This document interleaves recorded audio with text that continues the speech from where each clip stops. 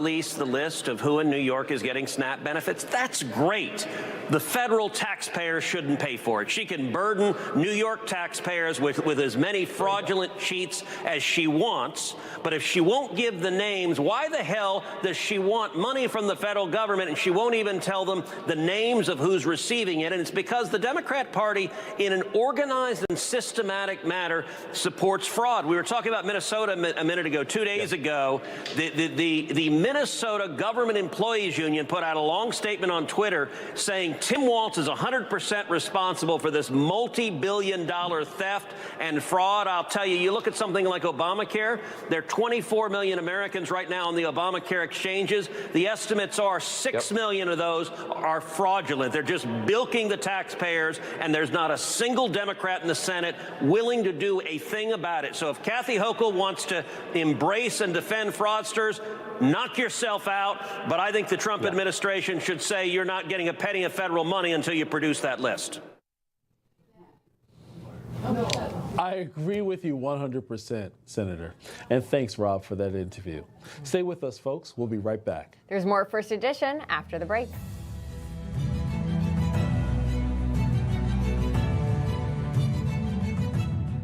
It used to be common. Our newscasters had common sense. They gave it to you straight, just the facts, and real news. John Bachman is like them. He tells it like it is. Catch him every weekday on Newsmax 2. Hi, folks, we're back. If you've been injured in an accident that's not your fault and you don't have an attorney, listen up. We have legal professionals standing by to answer your questions and tell you what your case is potentially worth. Pick up the phone, call now. John O'Hurley here. The Medicare annual enrollment period is now. But who has time to call a bunch of different carriers just to compare Medicare Advantage plans? But what if I told you it could take just one call? By calling the number on your screen, you can compare rates and plans from multiple carriers. No more dialing around, no more headaches. It's fast, it's easy, and it's all done for you by a licensed insurance agent. You could get the coverage you want at a rate that fits your budget. It won't take more than a few minutes of your day, saving time, and it may save you money. But the clock is ticking. When the Medicare annual enrollment period ends, so does your chance to make changes. I called to make sure I understood all the plans and benefits available in my area. I call every year to compare plans that fit my needs. One call to compare options from multiple carriers. For a free no-obligation consultation, call 800-430-1251. Imagine the peace of mind you'll have knowing that you've explored your options and chosen the right plan for you. No more second-guessing whether you could have found better coverage. Whether you're looking to reduce the cost of your plan, add benefits, or simply ensure your current doctors are still covered, this is one call that could make all the difference. Don't risk missing out on Medicare Advantage plans with important additional benefits. Call the Benefits Network to speak to a licensed insurance agent about Medicare Advantage plans and compare rates from national carriers. I called to make sure my doctors are still covered by my plan. I called to see what coverage and benefits change in my plan. I called to find the plan that fits my needs for next year. One call to compare options from multiple carriers. It's your health, your peace of mind, and your time. Make the most of it today. For a free no-obligation consultation, call 800-430-1251, 800-430-1251.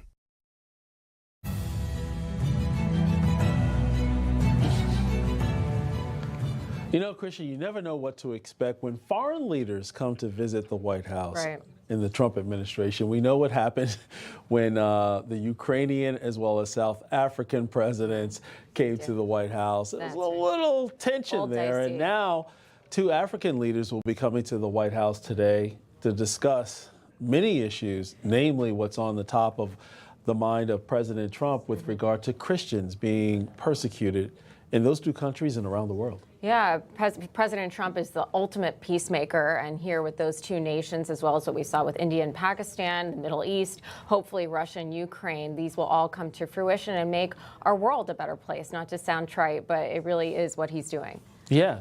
You know, he's actually not just talking about it, he's implementing a plan. preaching the gospel and equipping the saints in a way that only Todd Friel can. Wretched, weekdays and weeknights on the Dove TV, encouraging and informative.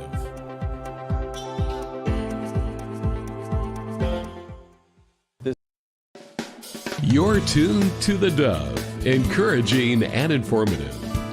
Helping Oregon, Northern California, Idaho, and Nevada start the day with news and encouragement.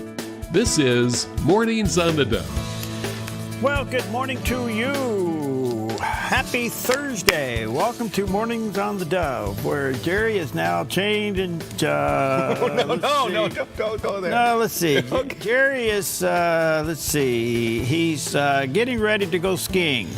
Okay, I can go with that. Yeah. Which is about the dumbest thing you can do. Well, I can go.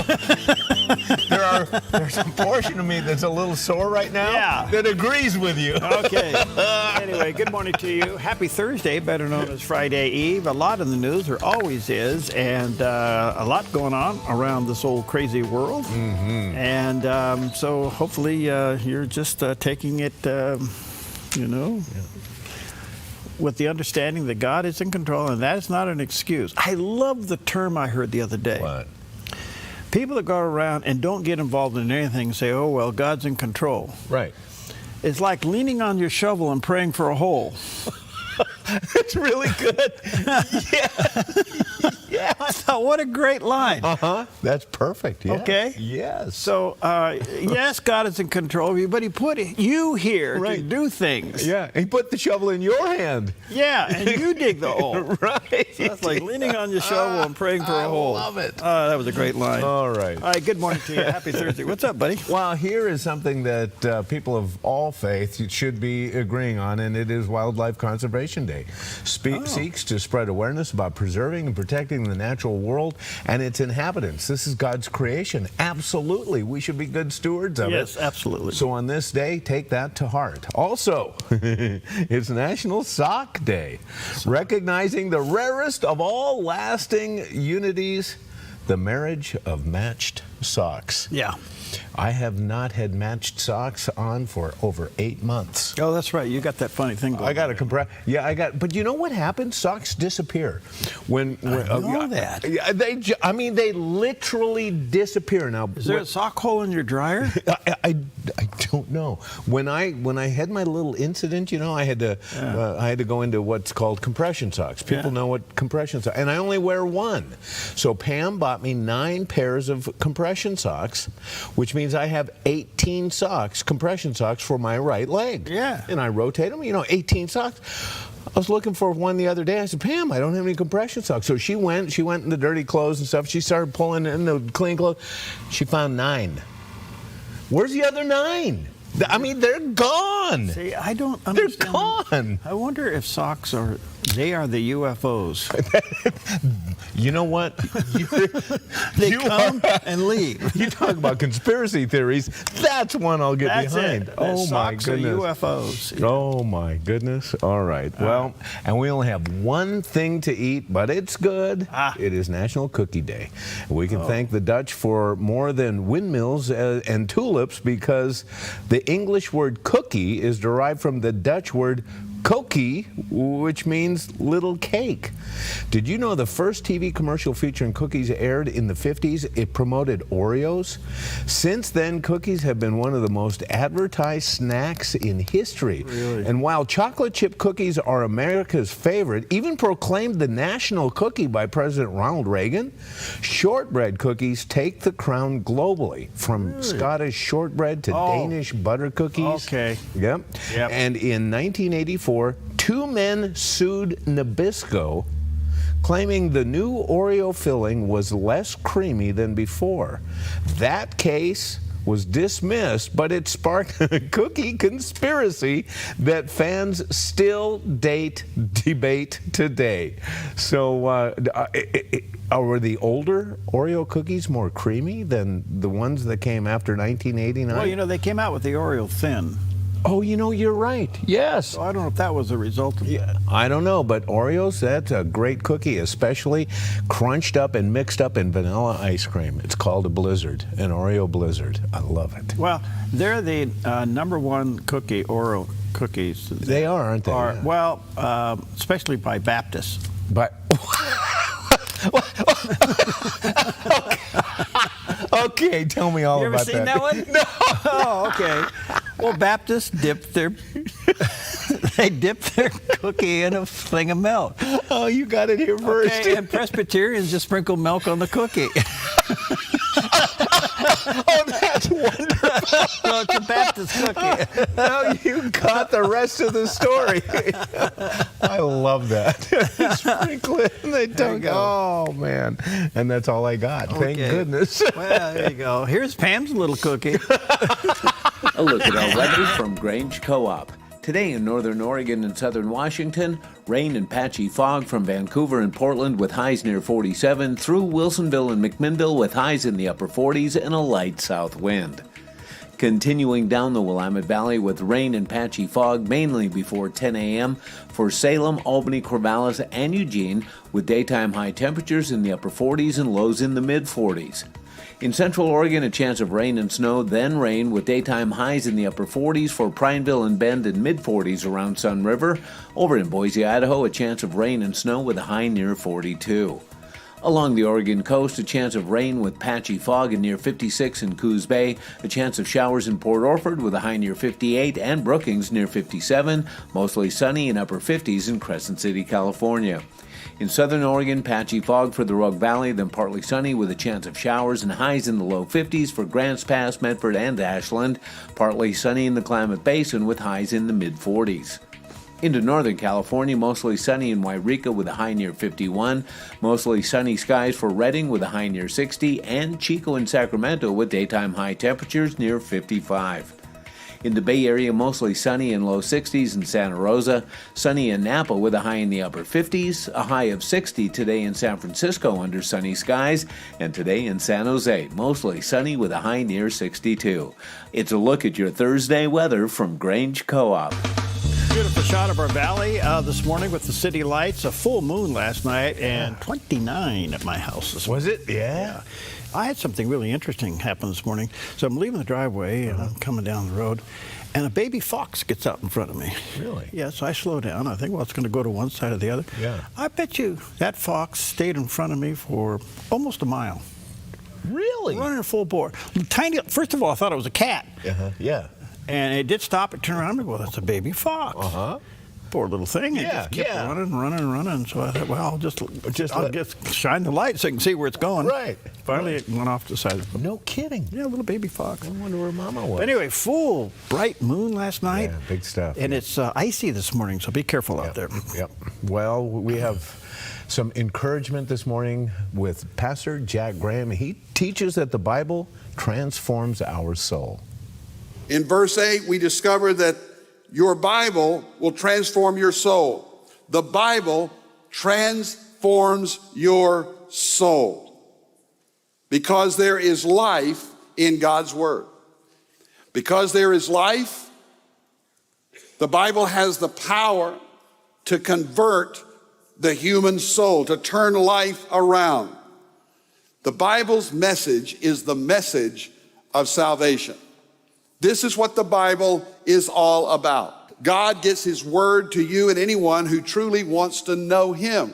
This is how we know the Word of God. We may believe that God exists. We may, in creation, as we talked about last week, the wonders of His creation, we may believe that God exists. But how do we know this God? Who is this God? What is He like? And how can we have peace with a holy God? You know, it's so important to know things, but this generation not only wants to know, but to know how. To know how. So how do you know the truth about God? The gospel of Jesus Christ. And all of the Bible is God's gospel. From Genesis to Revelation, this is the gospel of God. It is the gospel of Jesus Christ. It is the Jesus book, both Old Testament and New Testament. He got that right on the head. You know, sometimes you just got to keep it simple. You know. Yes. Good stuff. All right, good morning to you. 9 minutes past the hour. Let's take a look at some of the top stories on this Thursday morning. And it kind of leads with, are we or are we not going to strike Venezuela? Now there's a bipartisan move, and of course you would know that would be led by, on the Republican side, Senator Rand Paul from Kentucky. He joined some other Democrats in the Senate to say no to a strike, a military strike, and filing what they call a war powers resolution to block the president's administration from using U.S. military against Venezuela without congressional authorization. Which is going to be a rare bipartisan effort to curb potential military action abroad. This is going to be interesting. And I read 3 articles, even this morning, before I went on the air about this. This is really kind of up in the air. 2 of the articles said that the president's running out of options. China is leaning over to Venezuela and saying, what do you need? Okay. America is surrounding it with assets, you know, water and air and everything else. And Maduro is still in office. He hasn't left yet. The Pope weighs in on this. Now, why is the Pope getting so political? He's now advocating a 2-state solution in Israel, and he is basically saying that more economic pressure and sanctions should be used on Venezuela instead of invading. All right. Well, I think that has been already done. I think they've applied just about every kind of how long do you do that? Economic power you can on that. And I'm just trying to figure out I understand the drug problem, and that is a motive. But do we have, I should know this and I don't, do we have the power to go into somebody's country like this and beat it up? I don't know. Remember Manuel Noriega in Panama? Kind of did the same thing there, didn't we? Yeah. So, is this being motivated by drug trafficking? I think so. Or just overall corruption? Well,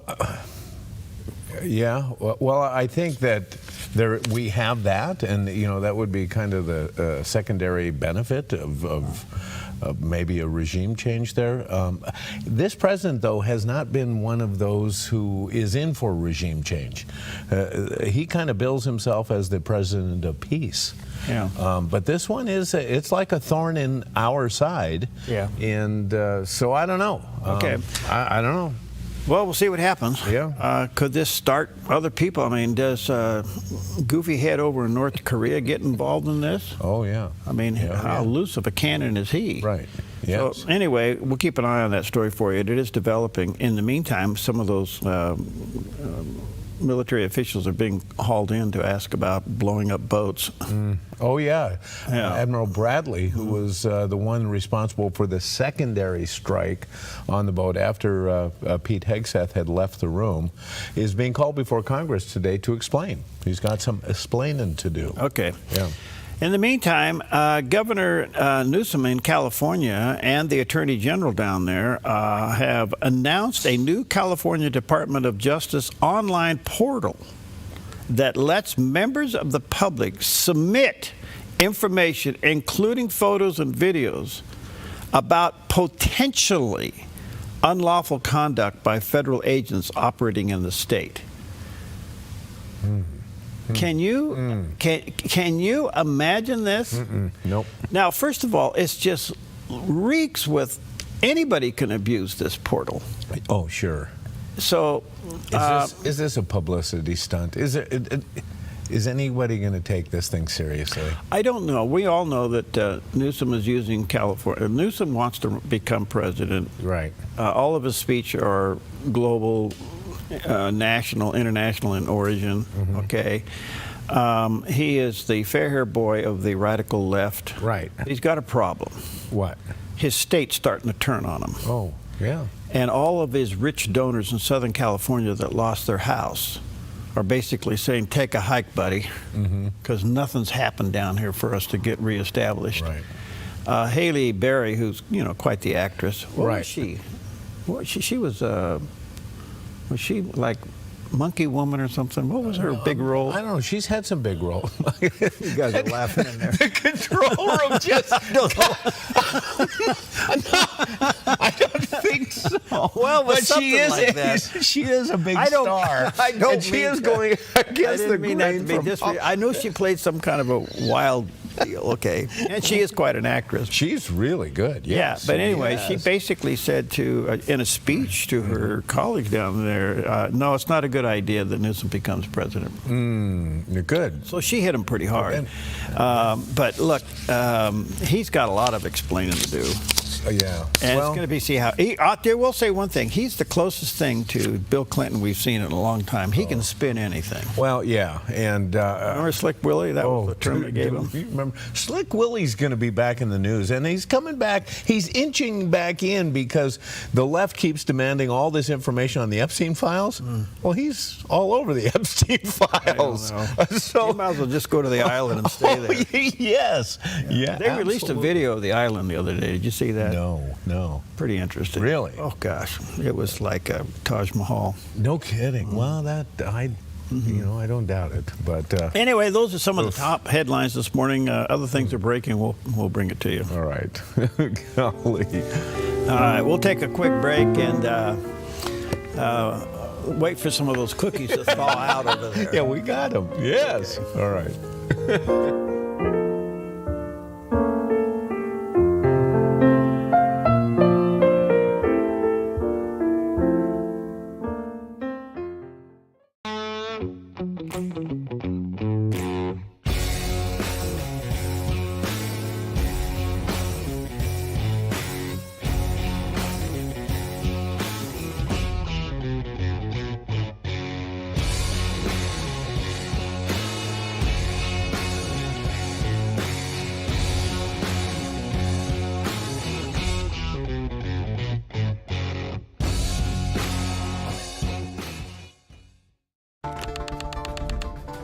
TPUSA Faith is coming to Southern Oregon and partnering with Game Changers. That's right. It's time for Southern Oregon to stand for families. Join us for a powerful and special Game Changers event with TPUSA Faith on Tuesday, December 9th at 6:30 p.m. at Edgewater Christian Fellowship. Join us for an inspiring message from pastor and author John Amanchukwu. Again, this special night is open to men, women, children, and families. Everyone is invited to be encouraged, equipped, and challenged to stand strong in biblical truth. Bring the whole crew. Admission is just $10 per person for anyone over the age of 10. Game Changers is partnering with TPUSA Faith and bringing in author John Amanchukwu Tuesday, December 9th at 6:30 p.m. at Edgewater. Get your tickets now and be a part of a night that will change lives. Register online at GameChangersNorthwest.org.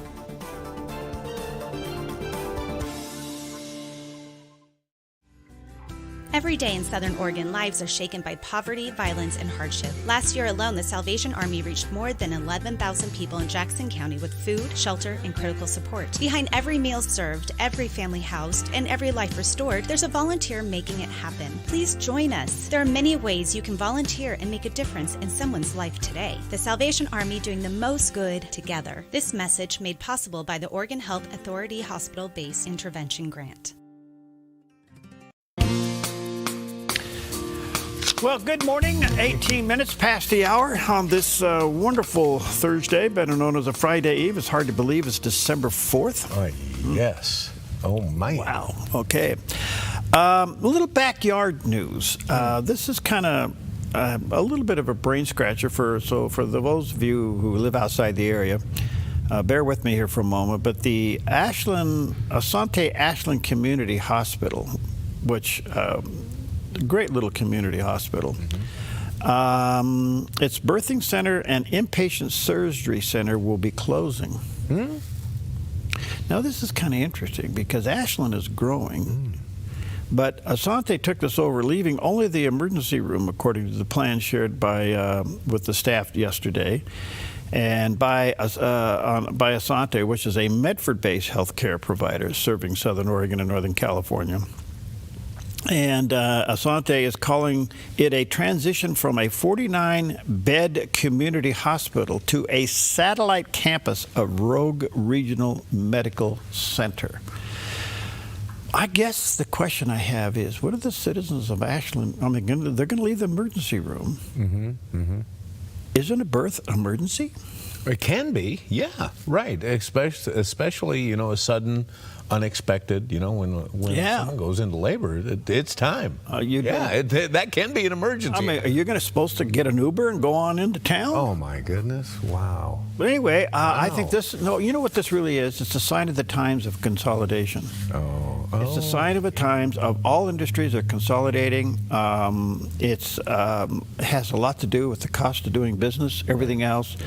I'm not blaming Asante by any means. I'm not saying that at all. What I'm saying is it's unfortunate because Ashland is, it's a great little community. I lived there for a while, loved it. And, and the only thing I can say is that it's kind of sad. Yeah. Kind of sad. So hopefully they can work that out. The other story is this will do something to you. Okay. There's a new bill that's been rekindling the debate over liability waivers in recreational and fitness centers across the state. That ugly L word, liability. Yes. Okay. So apparently there is a new bill. They're wanting lawmakers wants Oregon to sign a bill or sign a liability waiver. Sign liability waivers before they work at a gym, hop on a ski lift, or use other fitness and recreational facilities throughout the state. Whoa. Okay. All right. Now this has been sparked by several accidents, and who do you blame and who do you sue? Right. Sure. Now I understand this to a point. Okay. But I'm trying to think. Is this just a speed bump for a good lawyer? You know what? The problem with this is the reason that this is coming is because of lawyers. We are the most over-litigated country in the world, and when it comes to this, we're watching great footage of skiing here. Do you know that lift tickets in Europe are like half the price as they are in the United States? And it all boils down to liability insurance for the ski operators. There you go. And so, in fact, I read an article, there's a couple on the East Coast, was weighing out where they wanted to go skiing, and they could take a flight and go ski in the Rocky Mountains or go to the Alps in Europe, and it was significantly cheaper for them to go to Europe to ski than it was to come out west. And it really boils down to insurance by the operators of ski resorts. And so, I'm sitting here healing, I'm mending.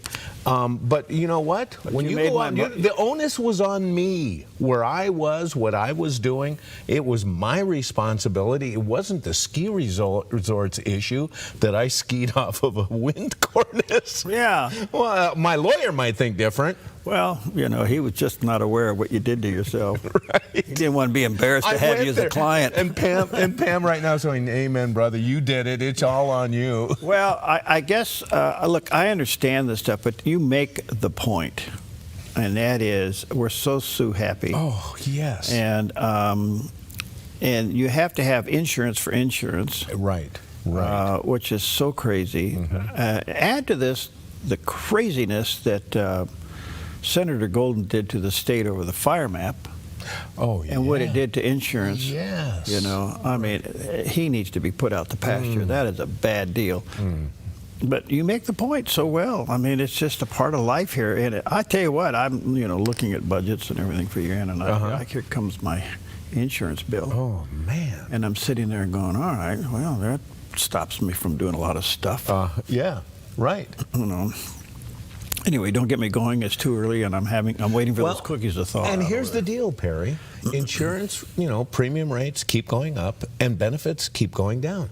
I got a note from my dentist's office telling me how my dental coverage in my current insurance plan is going to drop, and they're actually recommending other plans for me that have better coverage. And I'm like, are you kidding me? Yeah.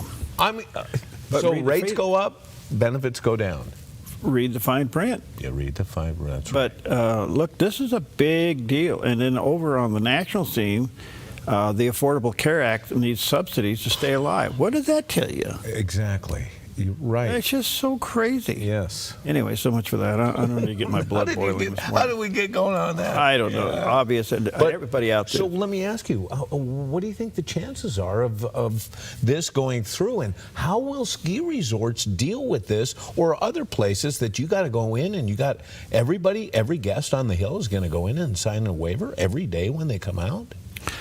And you could sign a waiver with your annual pass. Okay.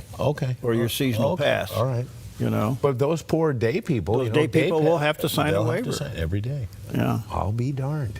Wow. Okay, but anyway, it hasn't passed yet, but it's on the docket to be looked at. Okay. All right, let's take a look at the satellite image. This is on the docket. We may see that thing at the north end? Yeah, what is it? It could bring some weather tomorrow. Yeah, you're right. And not only, it has increased the chances of showers tomorrow, about 75% to a high of about 50 degrees. And then, just cloudy, unsettled weather through the weekend and into early next week. Still a little bit dry, and the system seems to be spinning over the top of us. Leon noted that, didn't he?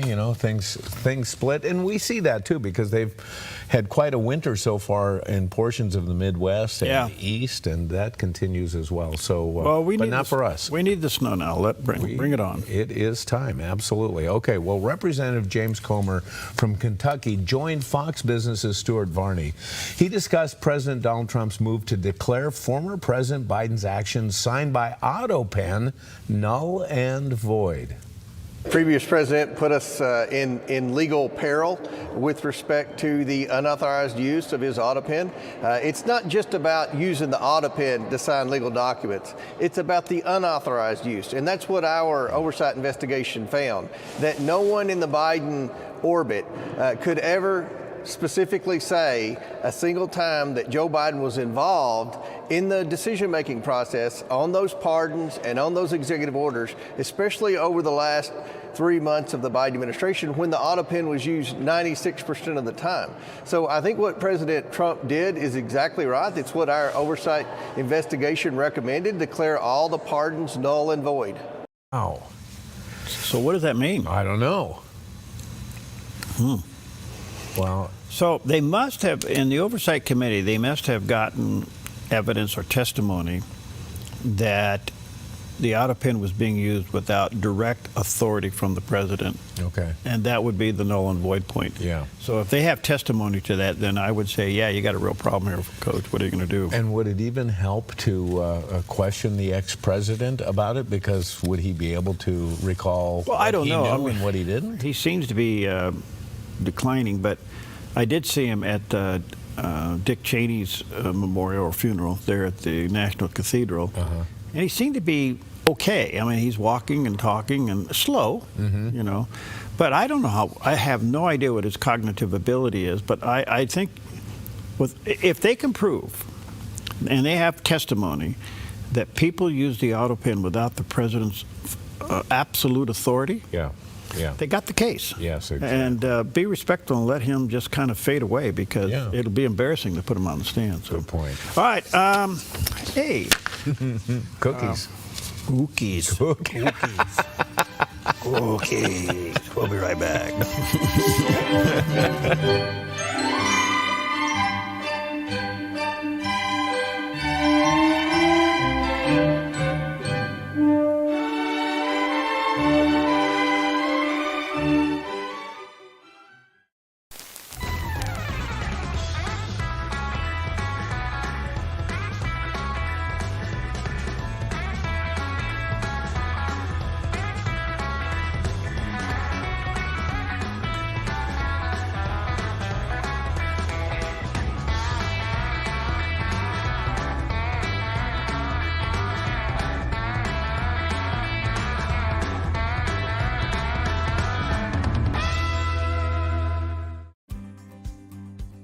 Stewardship begins with the knowledge that nothing belongs to us, but everything belongs to the Lord. This helps us to run a business not in the fear of lack, but in the assurance of His care and provision. Such a perspective eliminates the drive to sell and replaces it with a heart that says serve.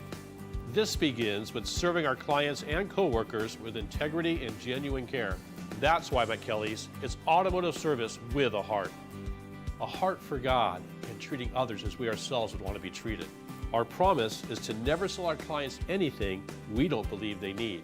Another is to do all we can to meet other needs, such as shuttle service and loaner cars, or taking the time to really listen, even at times praying with our customers. Sometimes this means sacrifice, going above and beyond. But that's why I work for Kelly's Automotive Service, honoring God while serving people with honesty and integrity.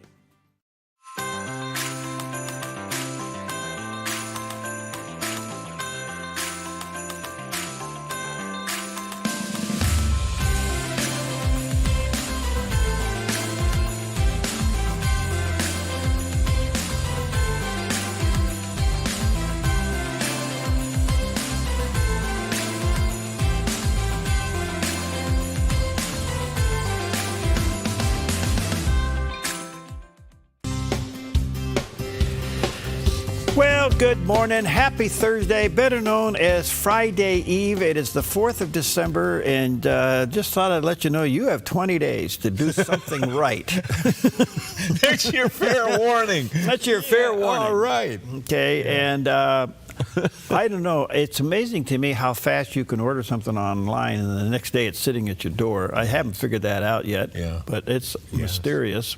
Yeah, hope it stays on at your doorstep. So, you know, what's interesting, where was I last night? Anyway, somewhere in town. Oh, I'm in this intersection, okay? And I'm going to guess on both sides of the intersection, it's a four-way street. There's probably maybe 40 cars, because it was like at 5 o'clock. Okay. 8 of them, I counted them. Okay. 8 of them were delivery trucks. Oh, no kidding. Amazon, FedEx, and UPS. 8 of them. Oh. And when the light turns green, they only know one speed. Oh, yes. Deliver.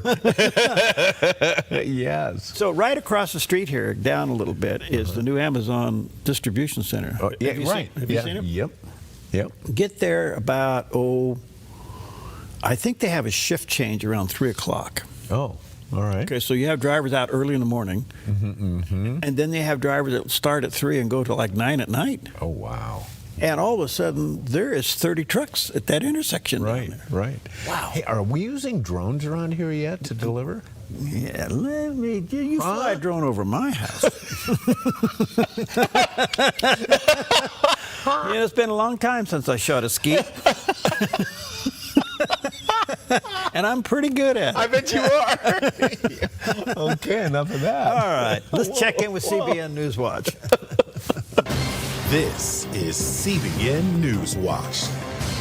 It is Thursday, the 4th day of December. We're going to begin this half hour with an historic event in Israel, as more than 1,000 pastors and Christian influencers are in the Holy Land this week. Organizers call it the largest gathering of its kind since the founding of Israel. Chris Mitchell brings us the story now. He's reporting from Jerusalem. And Israel's Ministry of Foreign Affairs. A partnership between Israel's Ministry of Foreign Affairs and the Friends of Zion Museum led to the unprecedented visit. It's the first time in history the State of Israel has officially partnered with 1,000 strategic pastors to commission them as ambassadors to combat anti-Semitism and reach the youth of their generation. Dr. Mike Evans says Israel's fight is not just on the battlefield. Right now there's an ideological war that Israel's losing. So they need the evangelicals, they need the Zionists to fight an ideological war. One of the goals of this gathering is to strengthen Christian support during a time of growing global anti-Semitism. They say the pulpit must speak louder than the propaganda.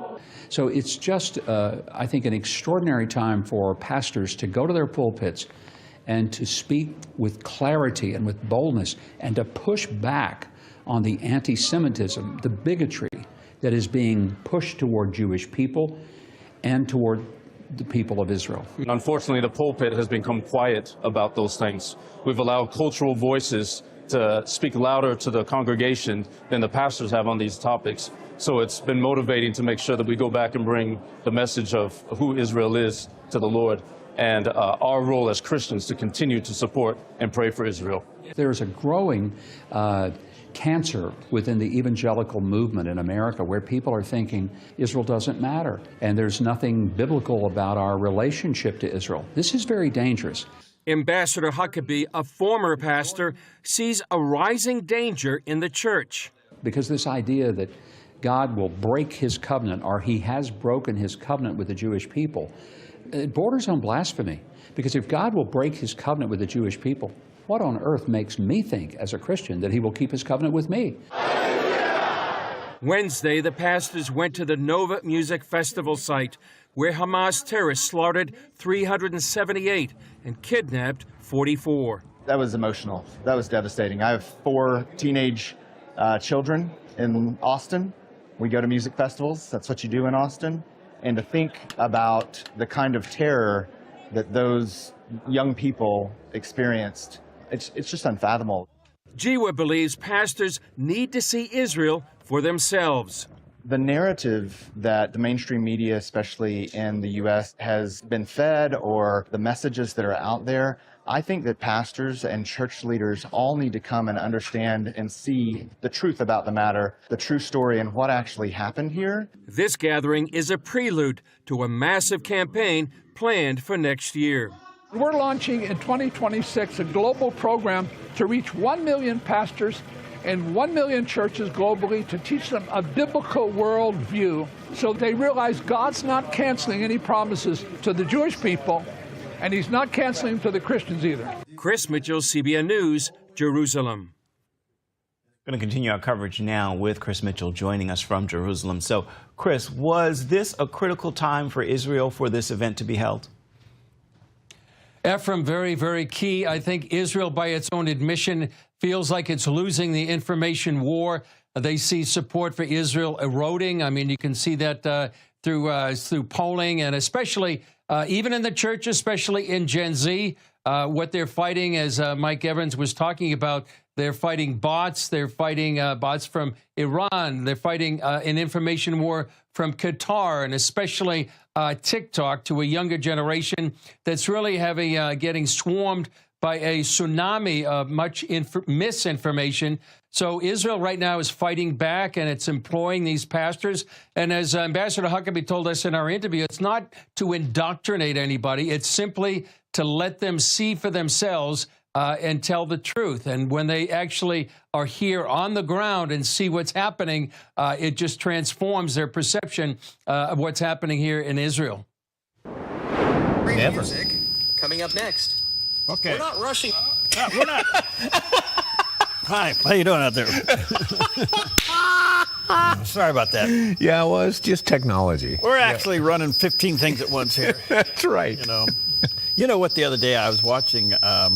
Peggy and I sat down and watched the 30-year reunion of Everybody Loves Raymond. Right. It was a hoot. Uh-huh. I walked through the door. You got to see this. You got to see this. So I sit down, we rewound and start watching.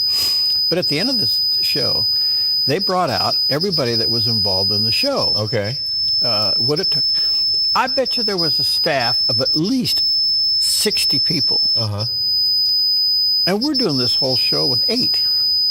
Right. They had writers and producers, and wait a minute. They had hair people. Oh, there. No, I got it. Oh, is it echoing? No, it was ringing in your mic. Yeah, that's what I mean. Okay, sorry about that. Yeah. There we go. Sorry about that. All right. Shows you how we see. There's a classic example. Yeah. That would have taken 8 people to fix that. We get it done for nothing. There we go. We're low budget, but we're here. All right, good morning to you. Here's a guy that'll never be low budget. A look at our weather from Grange Co-op. Today in northern Oregon and southern Washington, rain and patchy fog from Vancouver and Portland with highs near 47, through Wilsonville and McMinnville with highs in the upper 40s and a light south wind. Continuing down the Willamette Valley with rain and patchy fog mainly before 10 a.m. for Salem, Albany, Corvallis, and Eugene, with daytime high temperatures in the upper 40s and lows in the mid-40s. In central Oregon, a chance of rain and snow, then rain with daytime highs in the upper 40s for Prineville and Bend and mid-40s around Sun River. Over in Boise, Idaho, a chance of rain and snow with a high near 42. Along the Oregon coast, a chance of rain with patchy fog and near 56 in Coos Bay, a chance of showers in Port Orford with a high near 58, and Brookings near 57, mostly sunny and upper 50s in Crescent City, California. In southern Oregon, patchy fog for the Rogue Valley, then partly sunny with a chance of showers and highs in the low 50s for Grants Pass, Medford, and Ashland. Partly sunny in the Klamath Basin with highs in the mid-40s. Into Northern California, mostly sunny in Wairika with a high near 51, mostly sunny skies for Redding with a high near 60, and Chico and Sacramento with daytime high temperatures near 55. In the Bay Area, mostly sunny in low 60s in Santa Rosa, sunny in Napa with a high in the upper 50s, a high of 60 today in San Francisco under sunny skies, and today in San Jose, mostly sunny with a high near 62. It's a look at your Thursday weather from Grange Co-op. Okay, there you go. We have the city lights and incoming high clouds. And a little bit of what I would call kind of a freezing haze. Yeah. Over the top It's of it. chilly It's cold out there. Yeah. Well, guess what? This is a good one. Today marks one of the most astonishing endurance feats ever set in aviation history. On December 4th, 1958, two American pilots, Bob Timm and John Cook, lifted off from Las Vegas in a heavily modified Cessna 172 called the Hacienda. Their mission? To break the airplane flight endurance record without ever touching down.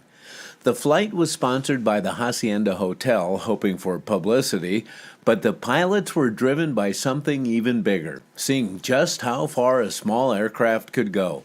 They installed a custom fuel system, an extra mattress, even a small sink, because once they were airborne, they stayed there. For 64 days, 22 hours, and 19 minutes, Timm and Cook lived in the sky. They refueled midair by matching speeds with a moving truck on the desert highway, lowering a hose to pump fuel and supplies, all while keeping the plane's wheels off the ground. Finally, on February 7, 1959, after nearly 2 months without landing, the Hacienda touched down in Las Vegas, shattering the world record, one that still stands for a manned continuous flight in a prop-driven aircraft. A testament to ingenuity, grit, and a little Las Vegas showmanship, all beginning on this day in 1958. Can you imagine? It's almost 2 months in a 170 in a Cessna. They took out the 3 seats. They just left the pilot seat in. They put a mattress in there. They put a little sink. They gave them a quart of water every day for their shower. They stood out on the thing, and that's where they on the strut. It was on the strut. That's where they did their business, and they.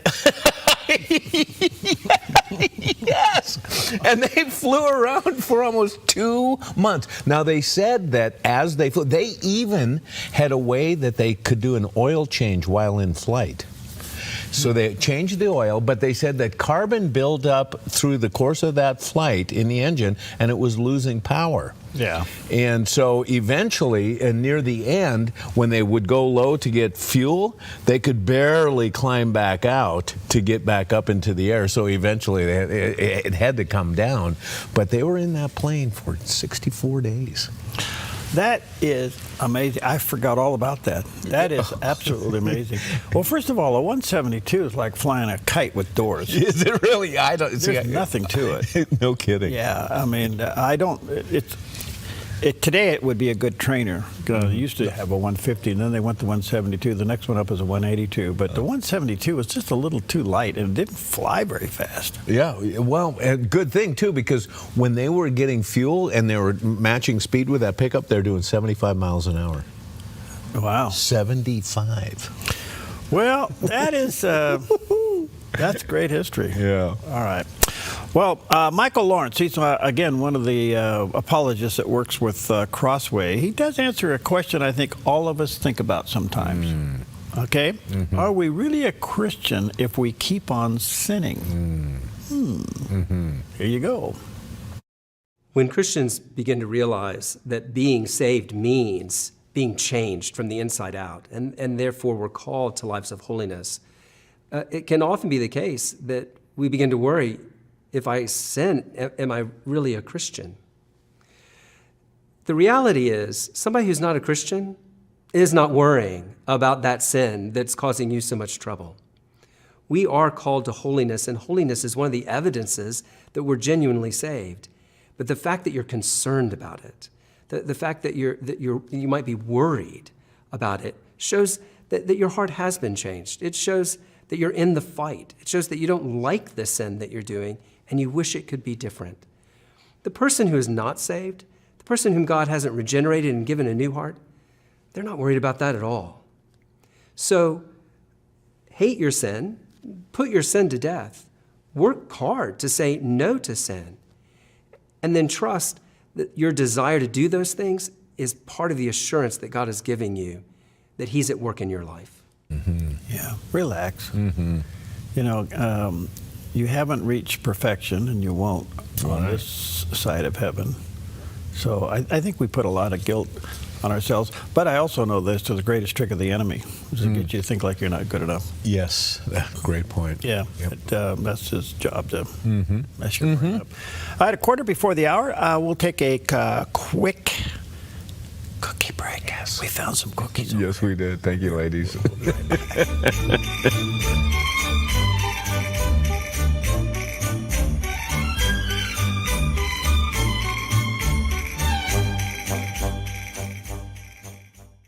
We've had some wonderful moments at the Dove, and it has always revolved around things that God's doing in this ministry. From a little radio station when we're over on Alder Creek, and as we started to grow over onto Disc Drive, and then this vision that came to Perry and the opportunity to go into TV and the Dove Television Network, and what has developed through it, and the response of God's people who support the Dove and stand with us. It's been absolutely stunning, not only the growth that's happened in the Dove, but the impact that the Dove has had on listeners and viewers. This is all a supernatural thing. God's fingerprints are all over it, and I am never, ever, I never ceases to amaze me how active the Lord has been involved in this ministry and been nothing short of miraculous. The Dove Radio, celebrating 65 years. Applegate River Golf and RV Resort, a pristine 9-hole course alongside the Applegate River. Their clubhouse offers a golf simulator experience. The RV Resort is adjacent to the golf course with convenient pull-through parking. Applegate River Golf and RV Resort. Information at applegaterv.com. The Lennox iComfort S30 thermostat can sense changes in your environment. It even knows when you come and go. So now your home's most important system is also the smartest. Metal Masters can give you the smartest home comfort system available. It knows when you're away and adjusts when allergens and humidity get uncomfortable. Trust Metal Masters to provide perfect air for your family. Lennox, air is life. Make it perfect. They're fun-loving twins. They love God, hunting, and pranking each other. Join the Hamptons for outdoor adventure every weekend on Twin Factor. Brought to you by Black Flag Armory in Medford and Grants Pass. Truly excellent service. Welcome back. 13 minutes before the hour. Yesterday, I had one of those interviews that it was a cool interview. I had Louis Gohmert on. Now, if you don't know who he is, he's formerly a congressman from Texas in the 1st District for about 20 years. He's an amazing guy. He's a judge, he's an attorney, and all this. And he's working with the David Horowitz Foundation now to put together not a documentary, but evidence of judicial malpractice of various judges to be presented to the Judiciary Committee. Well, right at the top of his list is Jack Smith. Remember him? Boy, do I. And apparently they've uncovered so much malfeasance on this guy that it's just mind-boggling. The question is, does Congress have the fortitude to do what is right? So here's a little bit of what he had to explain. And having handled grand juries before, I can see what an unscrupulous prosecutor would have done here. Jack Smith, Arctic Frost, was the label they put on this project, this evil project. he must have gone to them with reams of paper and said, look, we're trying to gather a lot of evidence here. I just need you to sign on here. These are subpoenas for evidence, and all I need is your signature. And in those reams of paper were hundreds of names of members of Congress, Senate, Republican organizations, not one Democrat. He was going after the Republican Party with people elected in office. He was going to bring down the whole party. And that's what's so sinister about this. There was no probable cause. There was nothing. And then he takes that to a federal judge who's supposed to know the Constitution and says, not only have I got all of these without probable cause, but I need you to sign an order saying that the people that receive these subpoenas cannot disclose to the person whose records we're getting that we're getting all of their phone records, all of these business records. They can't disclose to them. And the judge, Boasberg, was what Grassley's investigators told me, he signs the order granting that. And I'm telling you, if Donald Trump had not persisted through all the lawfare, all of the attacks on him personally, physically, assassination attempts, the debanking. And, you know, when you're in real estate and your enemies get you debanked from the biggest banks in the world, it's problematic. You go after your family, your friends, but he kept persisting. If he had not gotten reelected, we wouldn't be talking about this. And you would have been looking at, basically, we would have brought in a Marxist regime by vote. It wouldn't have been a fair vote, but we would have brought it in. And the thing we know about Marxism, as Dostoevsky said back in the 1800s when he was writing about some idiot named Marx, he said the problem with Marxism is atheism. All right, so I really invite you to go to our website and watch this whole interview. It was fabulous. Man. And what he is doing now is so important to the future, especially the integrity of the legal system in this country, which has really been absolutely shredded. Yes, it has. And when you unpack what he just said, when you take what Jack Smith was doing and Judge Boasberg was doing, you take the combination of these two things, and remember the one thing he said in the middle of that, none of it had probable cause. Right, right. This was a inside, under the desk legal coup that was taking place. Yep. So he's not trying to just uncover it. He's trying to put together the case that these people now will be held accountable. You mentioned the intestinal fortitude of Congress to be able to go forward. Technically, legally, what recourse do they have? What can they do? Well, I don't know the procedure, but in guessing what I think it is, based upon the interviews I've done, is that let's just take a hypothetical. Let's say they get enough on Jack Smith to remove him. Okay. All right, so you bring him before the Judiciary Committee. They do everything. They expose everything. They make it all public. And then you bring it to the floor for a vote. Okay, this is where you're going to have people with principle, both in the House and the Senate, to go ahead and vote for the impeachment. Yeah. Okay. Okay.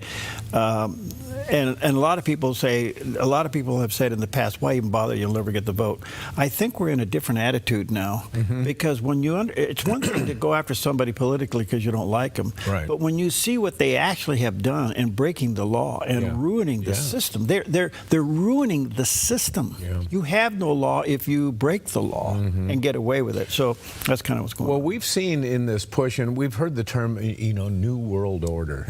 And in a movement in that direction, I think we've seen some interesting moves on the International Criminal Court out of The Hague, the Netherlands, where they've indicted people like Benjamin Netanyahu. Yeah. I think they even went after George W. Years ago. But did you know that Jack Smith was actually, he was the coordinator for the Office of the Prosecutor for the International Criminal Court in The Hague, the Netherlands? That's how he learned these little sleazy techniques that he did, because quite frankly, we've all questioned that court and their authority and who would listen to them, but apparently some people do. Mamdani now wants to arrest Netanyahu, and it's based on the indictment from the World Court. Well, this is the one world order crowd. Exactly. So, yeah. Yes. Hang in there.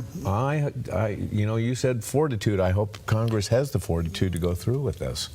Yeah, it's. I'm reading post-Trump articles, which is interesting. This would be somewhat hypothetical, but the what ifs after Trump's after he leaves office. What if it's Vance? Right. What if it's Rubio? What if it's somebody else? What if it's Newsom? Yeah. Oh, gosh. So I'm reading about the what ifs, and it's pretty complicated. Okay. Well. All right, take a deep breath. Time for something very beautiful and something that has not really been seen before. Here's an amazing look at never-before-seen footage of some very brave penguin chicks. Check this out. At just 6 months old, emperor penguin chicks take one of the biggest steps of their young lives, their first journey to the ocean. Traditionally, this moment has been filmed as a quick hop off the ice, usually just a couple feet above the water. But a new video recorded in Antarctica has captured something extraordinary. In this rare, breathtaking footage, an entire group of fluffy chicks marches confidently toward the edge of a towering 50-foot ice cliff. Instead of turning back, they gather their courage, waddle right to the edge, and leap. The moment is both heart-stopping and awe-inspiring. I can't believe that. Oh! 50 feet? 50 feet! They're all at the edge like, okay, you go first. No, you go first. No, you go first. No, you go. Oh, man. Really? Oh, isn't that amazing? Beautiful footage. What was the animated film about? Penguin. Yeah, what is it? What was that? A penguin life? Well, it was something, and it was really well done. Yes. But it really was... The March of the Penguins. Yeah, it was really... right.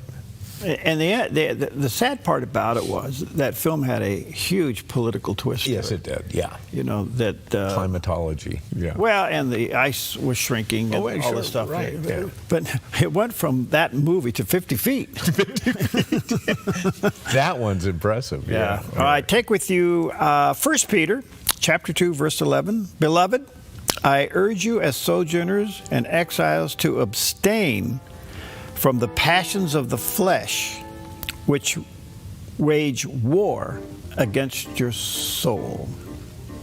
And guess what? If you're human, you battle this. Mm-hmm. Read Romans 7. So did the Apostle Paul. All right, beautiful shot of our backyard this morning.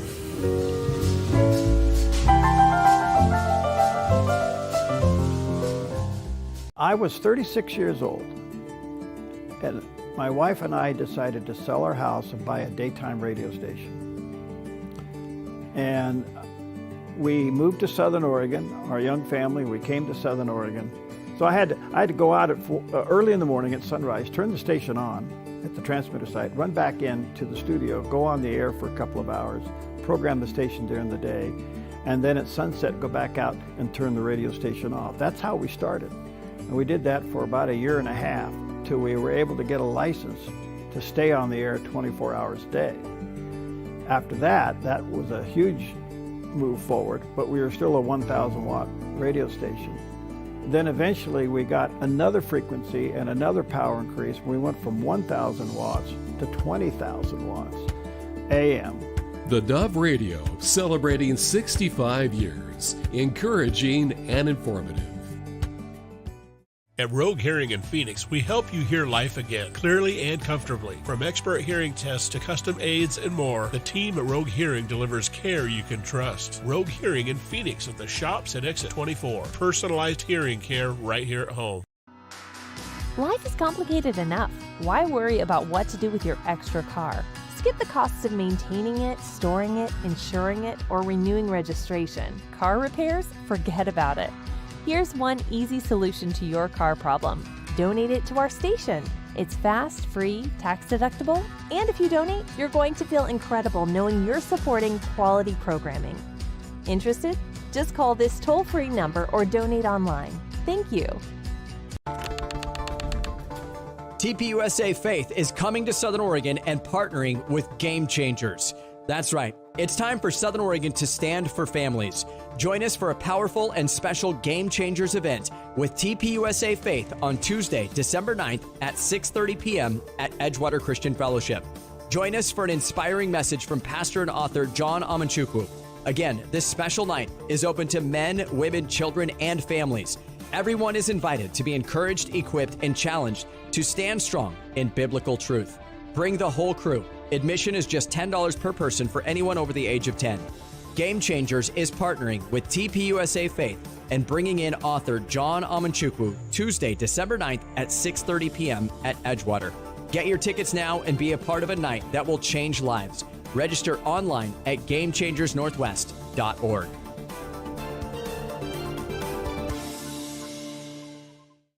Wake up to Friends in the Morning, Perry and Jerry, weekdays on Mornings on the Dove, encouraging and informative, the Dove TV.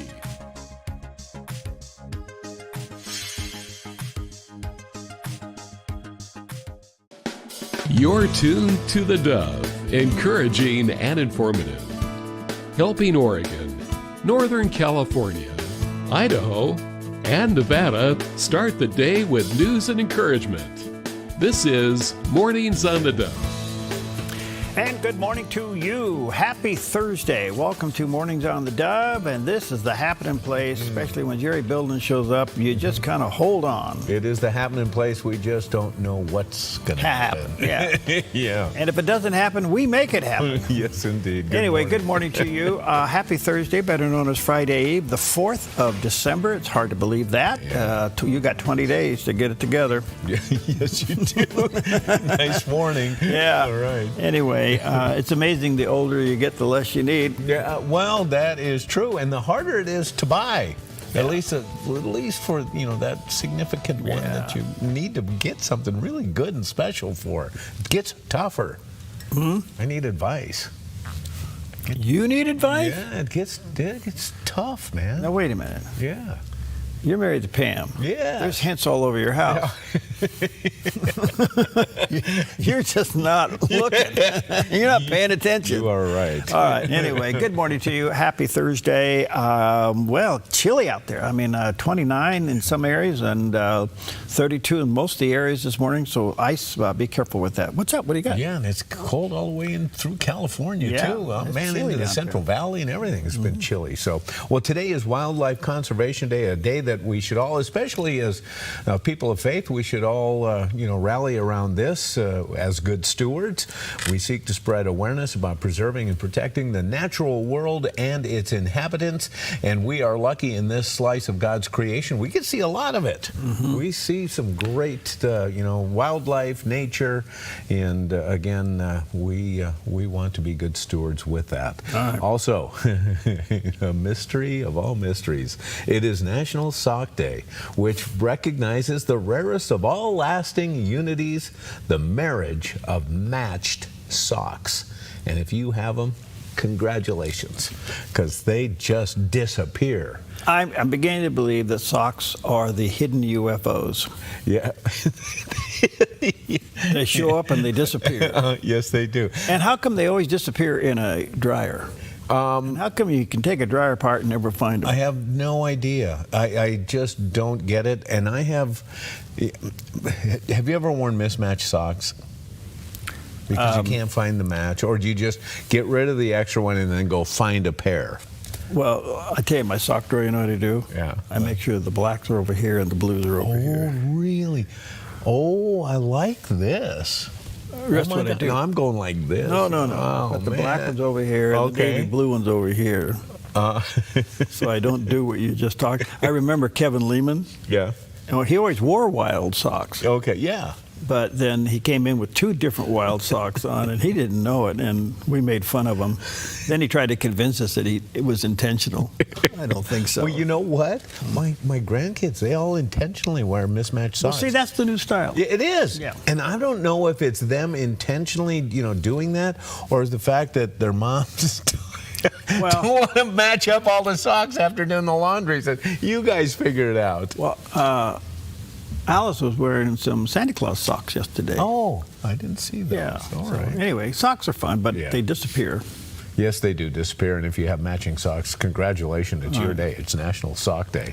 Have a cookie, because it's our only thing to eat. It is National Cookie Day, and of course, we can thank the Dutch for the word that windmills and tulips, that comes from Holland. Well, guess what? The word cookie does too. It's derived from the Dutch word koekie, Koekie, which means little cake. Now, did you know the first TV commercial featuring cookies aired in the 50s promoting Oreos? And since then, cookies have been one of the most advertised snacks in history. And while chocolate chip cookies are America's favorite, even proclaimed the national cookie by President Ronald Reagan, shortbread cookies take the crown globally. From Scottish shortbread to Danish butter cookies, it's all good. And in 1984, 2 men sued Nabisco, claiming the new Oreo filling was less creamy than before. The case was dismissed, but it sparked a cookie conspiracy that fans still debate today. I don't debate it. I just crunch them up and put them in vanilla ice cream and call it a blizzard. Well, listen, I am a sucker for Oreos. Yeah, they're good. And they have a Oreo thin Oreo. Oh yes, right. But it is the Baptist cookie. Explain a Baptist cookie. Well, you see this picture going on here? Yeah. Well, sooner they dip it all the way into milk. Okay, so they dunk it. They dunk it. Okay. So it's the Baptist cookie. Now, the Presbyterians tried to do something, but they ended up just sprinkling milk on top of their cookies. So it's basically a Baptist cookie. Well, there you go. However you like to eat your Oreos. Yeah. More power to you. All right. Well, there you go. Oh, that's great. Well, here's Pam's little cookie. A look at our weather from Grange Co-op. Today in northern Oregon and southern Washington, rain and patchy fog from Vancouver and Portland with highs near 47 through Wilsonville and McMinnville with highs in the upper 40s and a light south wind. Continuing down the Willamette Valley with rain and patchy fog mainly before 10 a.m. for Salem, Albany, Corvallis, and Eugene with daytime high temperatures in the upper 40s and lows in the mid 40s. In central Oregon, a chance of rain and snow, then rain with daytime highs in the upper 40s for Prineville and Bend and mid 40s around Sun River. Over in Boise, Idaho, a chance of rain and snow with a high near 42. Along the Oregon coast, a chance of rain with patchy fog in near 56 in Coos Bay, a chance of showers in Port Orford with a high near 58, and Brookings near 57, mostly sunny in upper 50s in Crescent City, California. In southern Oregon, patchy fog for the Rogue Valley, then partly sunny with a chance of showers and highs in the low 50s for Grants Pass, Medford, and Ashland, partly sunny in the Klamath Basin with highs in the mid 40s. Into northern California, mostly sunny in Wairika with a high near 51, mostly sunny skies for Redding with a high near 60, and Chico and Sacramento with daytime high temperatures near 55. In the Bay Area, mostly sunny in low 60s in Santa Rosa, sunny in Napa with a high in the upper 50s, a high of 60 today in San Francisco under sunny skies, and today in San Jose, mostly sunny with a high near 62. It's a look at your Thursday weather from Grange Co-op. What a beautiful side of our valley this morning, and that is still the night lights, kind of mixed with a little bit of winter haze, and then over the top, incoming some high clouds, but the sun kind of poking between all that. Yes. So beautiful shot. That's from east to west. That's almost 270, Jerry. It is. Okay, well, I'm getting my bearings. Okay. Thanks for that. Okay. Okay, isn't it Todd Friel that talks about stinking thinking? Stinking thinking. Well, it could be. He says all kinds of things. Yeah, he does. That's one of the things that stuck with me. Well, here we have Pastor Jack Graham. He says if you want to change your life, then you have to change your thinking. That's why some are stuck in a rut, because you're just thinking the same thoughts every day. Some of those thoughts are toxic and unhealthy, and you keep just replaying them and replaying them and replaying. You get up and you just go over the same thing every day, and your mind just sort of reverberates towards what you're always thinking about. And therefore you keep doing the same things that you're doing, because you keep thinking the same things that you're thinking 90% of the time. So how can we change the way we think?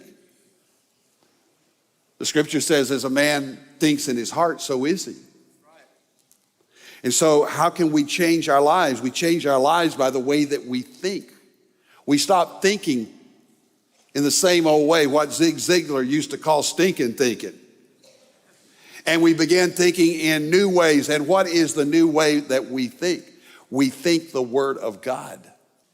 If you want to change your brain, get your Bible in your brain. Romans 12:2 says, don't be conformed to this world, but be transformed by the renewing of your mind. That's why we're transformed by the wisdom of God. We call this a biblical worldview. This is the wisdom of God. We now view the world differently than the world. We view the world, we view humanity, we view relationships, we view family, we view morals, we view meaning in life, all through the lens of Scripture. Good stuff. Yes. Yeah. What was I reading yesterday? I'll paraphrase it. Okay. Changing your thinking is not easy. Oh, boy. Yeah. Changing your habits is not easy. Mm-hmm. Getting released from an addiction is not easy. Right, yeah. So what does it require? It requires something that God gives us the capability to do, but you have to determine you're going to do it. You have to have determination that you're going to change. Yeah, yeah. So if you're leaning on a shovel and praying for a hole, that's not going to get you anywhere. You got to start digging. Yeah, there you go. So the point being is that you have to determine. I've always said only two things change you: inspiration or desperation. Right. Yeah. And if you're going to change something in your life, you have to make up your mind you're going to do it. Number two, it takes patience. You're going to relapse, but keep going. Bible says it's one thing for a good man to get knocked down, but get up. Yeah. Keep going. Yes. So anyway, that's my little right on the money. All right, let's check out some of the stories this morning. Happy Thursday to you. Well, the thing that's kind of bumping around in Washington is, what is the United States going to do with Venezuela? The president is literally considering military action. They're trying to get Maduro out. Gave him an opportunity to leave. They're blowing up drug boats. Yeah, they're blowing up the drug boats. Yeah. China has kind of said, well, to Maduro, what do you need? Even North Korea has kind of hinted. So, I mean, this could get into a global mess. In the meantime, in the U.S. Senate, Senator Rand Paul has joined some Democrats to create what they're filing a wars power resolution to block President Trump from using U.S. military against Venezuela without congressional authorization. So let's see where this goes. That could gain momentum. Because there's members in the House and the Senate, Republicans, that are not comfortable with this. The Pope gets involved. Oh, goodness. And says, no, use more economic sanctions. Well, the problem with that, he has used economic sanctions. Nothing is changing. So the Democrats are saying this is immoral, you shouldn't do that, yada, yada. Well, let's go back to 1968. 1989. That's what I said. My numbers, I'm dyslexic this morning. 1989. That's it? Yeah. All right. Now that I blew it, you set it up.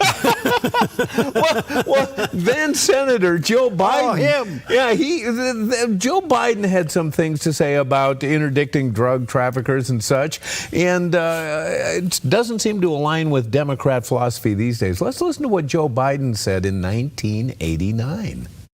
Every president for the past 2 decades, Democrat and Republican alike, has declared war on drugs. And each of them has lost that war and lost it miserably.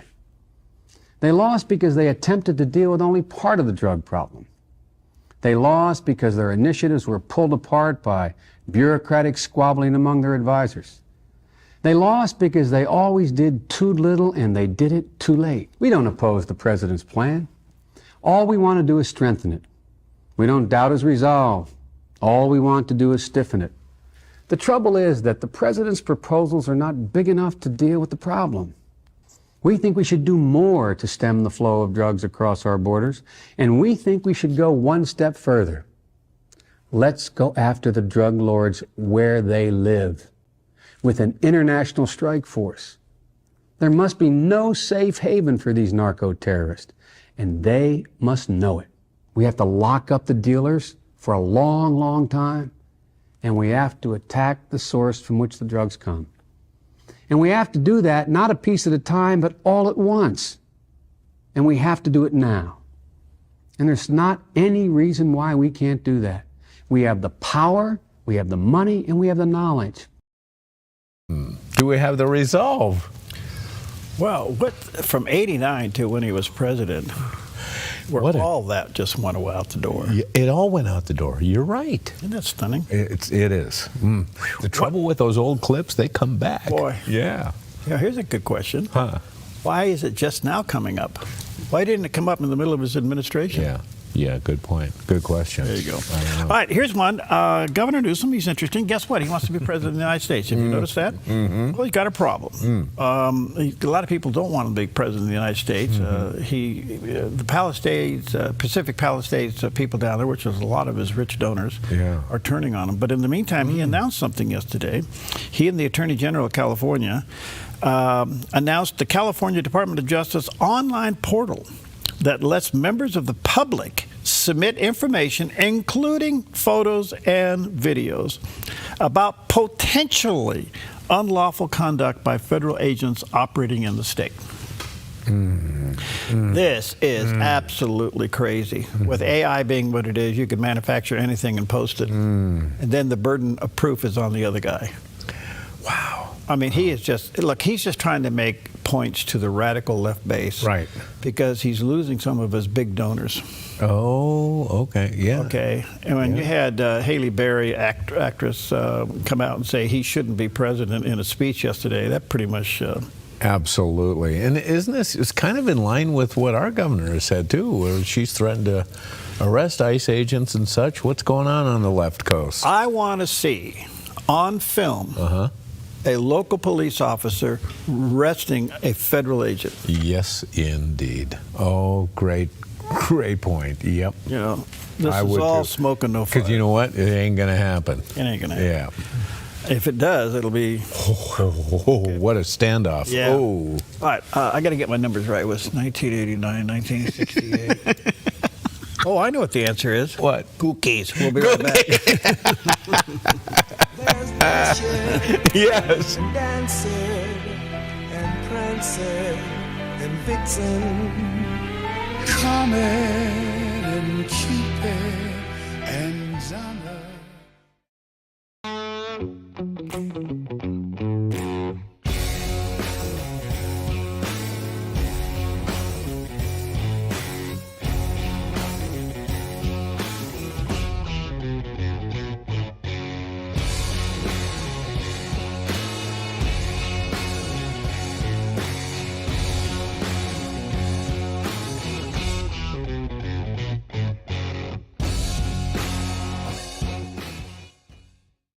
Thousands of satisfied customers make Jim Clark's Consignment Country the most recommended RV consignment lot on the West Coast. Even dealers recommend us. That success comes from dealing with only the cleanest pre-owned RVs at the best prices, no high-pressured salespeople, and treating customers with respect. And we've been doing this in the same location for over 40 years. Before you buy or sell your RV, see why so many satisfied customers recommend Jim Clark's Consignment Country. Family owned and operated at 1630 Rogue River Highway in Grants Pass.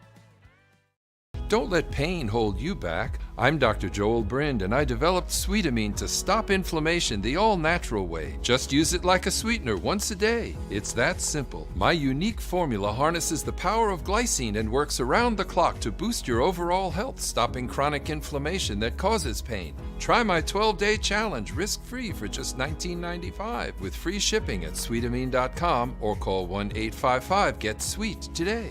Relief has never been so sweet. I'm Susanna, and I contracted KA Designs to do custom cabinets throughout my house. We chose a really beautiful maple wood that really creates like a nice airy space. Everything was custom, and it was really cool because I got to literally see it come to life in person. We love to entertain and we have a large family, so everything came together perfectly, exactly what I wanted. I highly suggest KA Designs if you're looking to design your dream house. Go check them out in their showroom. You will not be disappointed. Well, good morning, y'all. Welcome back. 18 minutes past the hour. A little bit of backyard news this morning. I bring this up because it's an adjustment. So for those of you outside the area, bear with us here, but our own backyard, Asante's Ashland Community Hospital. Now, they took over, Asante did, the medical group took over Ashland Hospital quite some time ago. When we first came to Oregon, we lived in Ashland. It's great. Right, yeah. It's got its little interesting parts to it, but it's a beautiful little town.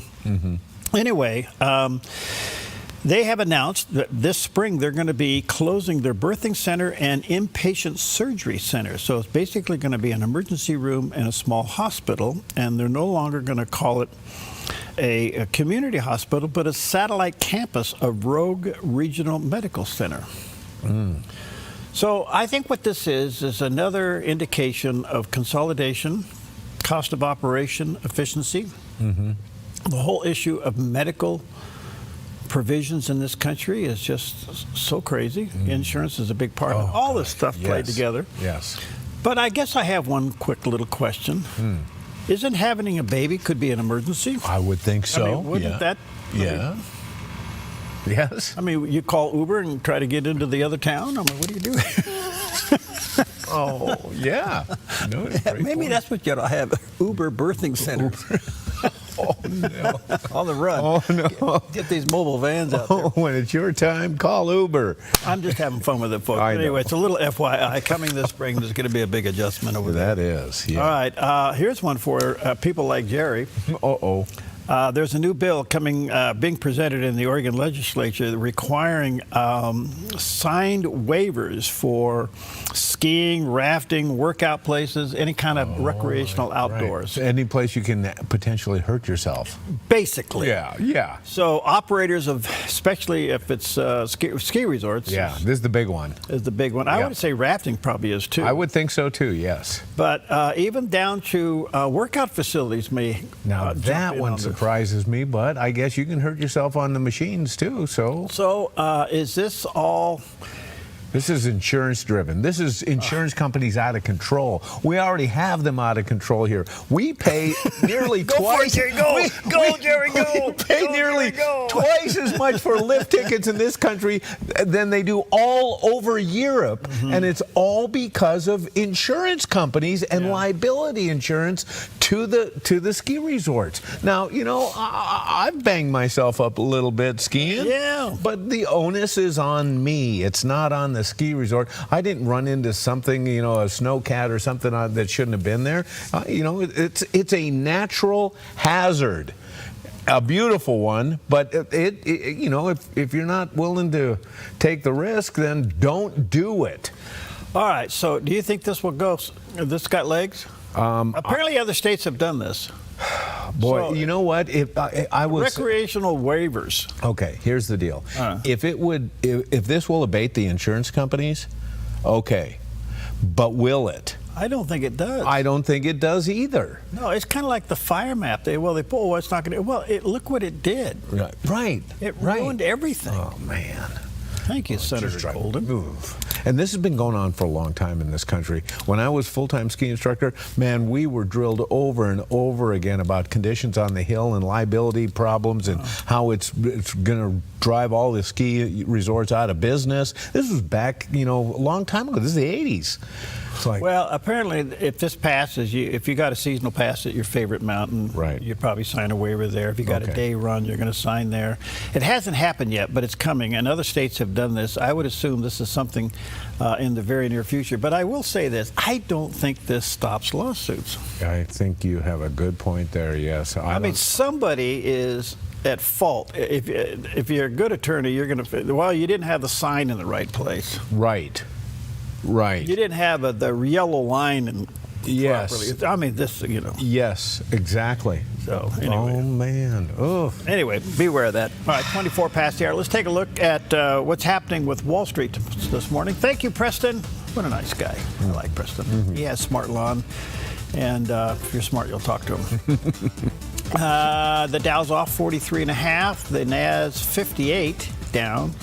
And S&P down a little over 7 points. So a little red ink this morning. I think this is, people are nervous.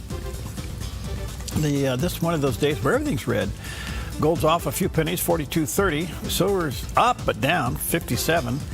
And crude oil is down a little bit, 61.85. Not bad.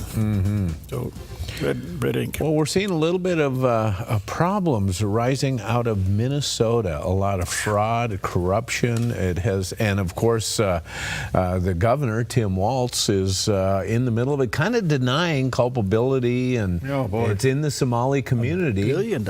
Yeah, $1 billion. That's with a B. Well, Representative James Comer from Kentucky reacts to this clip of Tom Emmer, House Majority Whip, talking about the probe into alleged fraud in Minnesota on Varney and Company.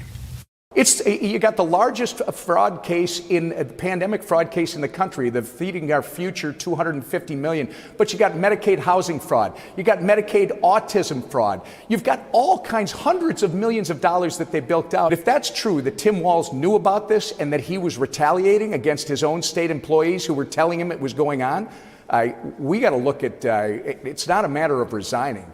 Well, we know that there are government employees that have come forward that said they alerted both Governor Walz and Attorney General Ellison that this fraud was taking place, and that both the Attorney General and the Governor of Minnesota turned a blind eye to it, that they were afraid of the bad press or the political consequences because they may be discriminating against the Somalis or the other illegals that had come into Minnesota. Look, at the end of the day, this is about waste, fraud, abuse in our government. That's why we had a battle to shut down the government. That's why we battled with the Democrats over the big, beautiful bill and the changes and reforms made to Medicaid and other government programs. There are massive amounts of waste, fraud, and abuse, and much of this waste, fraud, and abuse revolves around illegals. They're in blue states where you have liberal governors like Tim Walz who have welcomed all these illegals in for purely political reasons, and they're turning a blind eye to the massive amount of government programs that they're defrauding the American taxpayer. So we want to shine a light on this, obviously, but we hope to hold the governor accountable for his wrongdoing if he, in fact, did know about this. And look, this is a problem in a lot of states, so hopefully this will lead to massive reform. Get him. Quit talking about it. Right. Just do it. You know the interesting part of this? This is huge. This is huge fraud. On the legacy media, how they're covering this, they're not even talking about it. All they're talking about is how rude the president is being in his language towards the Somalian residents. Well, they're trying to make it a racist thing too. Exactly. It's exactly what it is. So here's a little bit of last night late news. Guess who might run for governor in Minnesota? Who? I'm ready. It's not confirmed, just a rumor. Okay. Mr. My Pillow, Mike Lindell. Mike Lindell? Oh my goodness. Now, my governor. Here's what I don't know. What? Could he win? Yeah, I don't know. I mean, you have to look at the probabilities as much as you've got to look at anything else. Right. And if the state is turned upside down with fraud, and they can pin it, it opens the door for change. Yeah. Okay. We have an opportunity to change in Oregon. It's the $4.3 trillion tax bill. We put it out to pasture. Yes. And things are so messy in New York. The former ambassador to the UN, and then she went back to Congress.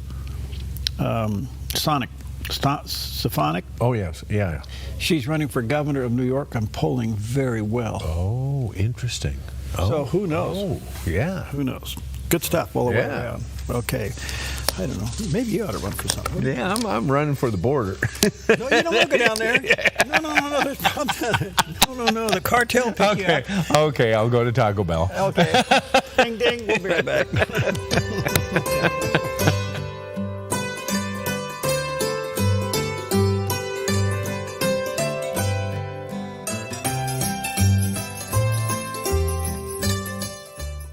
Hello, my name is Ryan Robertson, host of a new program on the Dove, Ministries on the Move. This program is designed to help you and your ministry. Tell us your story. We want to know what God is calling you and your ministry to do. Let us help you have a greater impact. Contact us today at theDove to be a special guest with Ministries on the Move.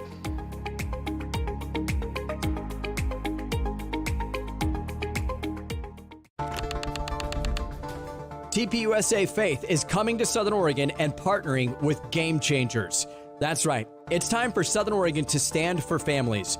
Join us for a powerful and special Game Changers event with TPUSA Faith on Tuesday, December 9th at 6:30 p.m. at Edgewater Christian Fellowship. Join us for an inspiring message from pastor and author John Amanchukwu. Again, this special night is open to men, women, children, and families. Everyone is invited to be encouraged, equipped, and challenged to stand strong in biblical truth. Bring the whole crew. Admission is just $10 per person for anyone over the age of 10. Game Changers is partnering with TPUSA Faith and bringing in author John Amanchukwu Tuesday, December 9th at 6:30 p.m. at Edgewater. Get your tickets now and be a part of a night that will change lives. Register online at GameChangersNorthwest.org.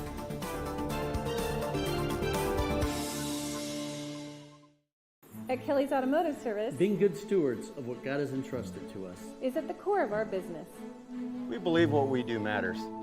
Every interaction, every transaction is another opportunity to bring Christ's values into the marketplace. If you're a technician who wants to be part of something bigger, or just looking for a new shop to bring your vehicle, we would love to meet you. We're Kelly's Automotive Service, where we service your vehicle, but take care of you.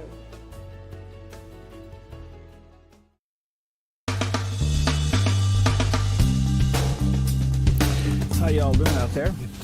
1:30 on Thursday, better known as Friday Eve around here. And let's see, a change coming in the weather. We'll talk about that in a minute. But in the meantime, Christian support for Israel. You know, is it strong? The same? Weakening? You know, let's check in with CBN Newswatch and get an idea. This is CBN Newswatch. It is Thursday, the 4th day of December. We're going to begin this half hour with an historic event in Israel as more than 1,000 pastors and Christian influencers are in the Holy Land this week. Organizers call it the largest gathering of its kind since the founding of Israel. Chris Mitchell brings us the story now. He's reporting from Jerusalem. And Israel's Ministry of Foreign Affairs. A partnership between Israel's Ministry of Foreign Affairs and the Friends of Zion Museum led to the unprecedented visit. It's the first time in history the State of Israel has officially partnered with 1,000 strategic pastors to commission them as ambassadors to combat anti-Semitism and reach the youth of their generation. Dr. Mike Evans says Israel's fight is not just on the battlefield. Right now there's an ideological war that Israel's losing. So they need the evangelicals, they need the Zionists to fight an ideological war. One of the goals of this gathering is to strengthen Christian support during a time of growing global anti-Semitism. They say the pulpit must speak louder than the propaganda. So it's just, I think, an extraordinary time for pastors to go to their pulpits and to speak with clarity and with boldness and to push back on the anti-Semitism, the bigotry that is being pushed toward Jewish people and toward the people of Israel. Unfortunately, the pulpit has become quiet about those things. We've allowed cultural voices to speak louder to the congregation than the pastors have on these topics. So it's been motivating to make sure that we go back and bring the message of who Israel is to the Lord and our role as Christians to continue to support and pray for Israel.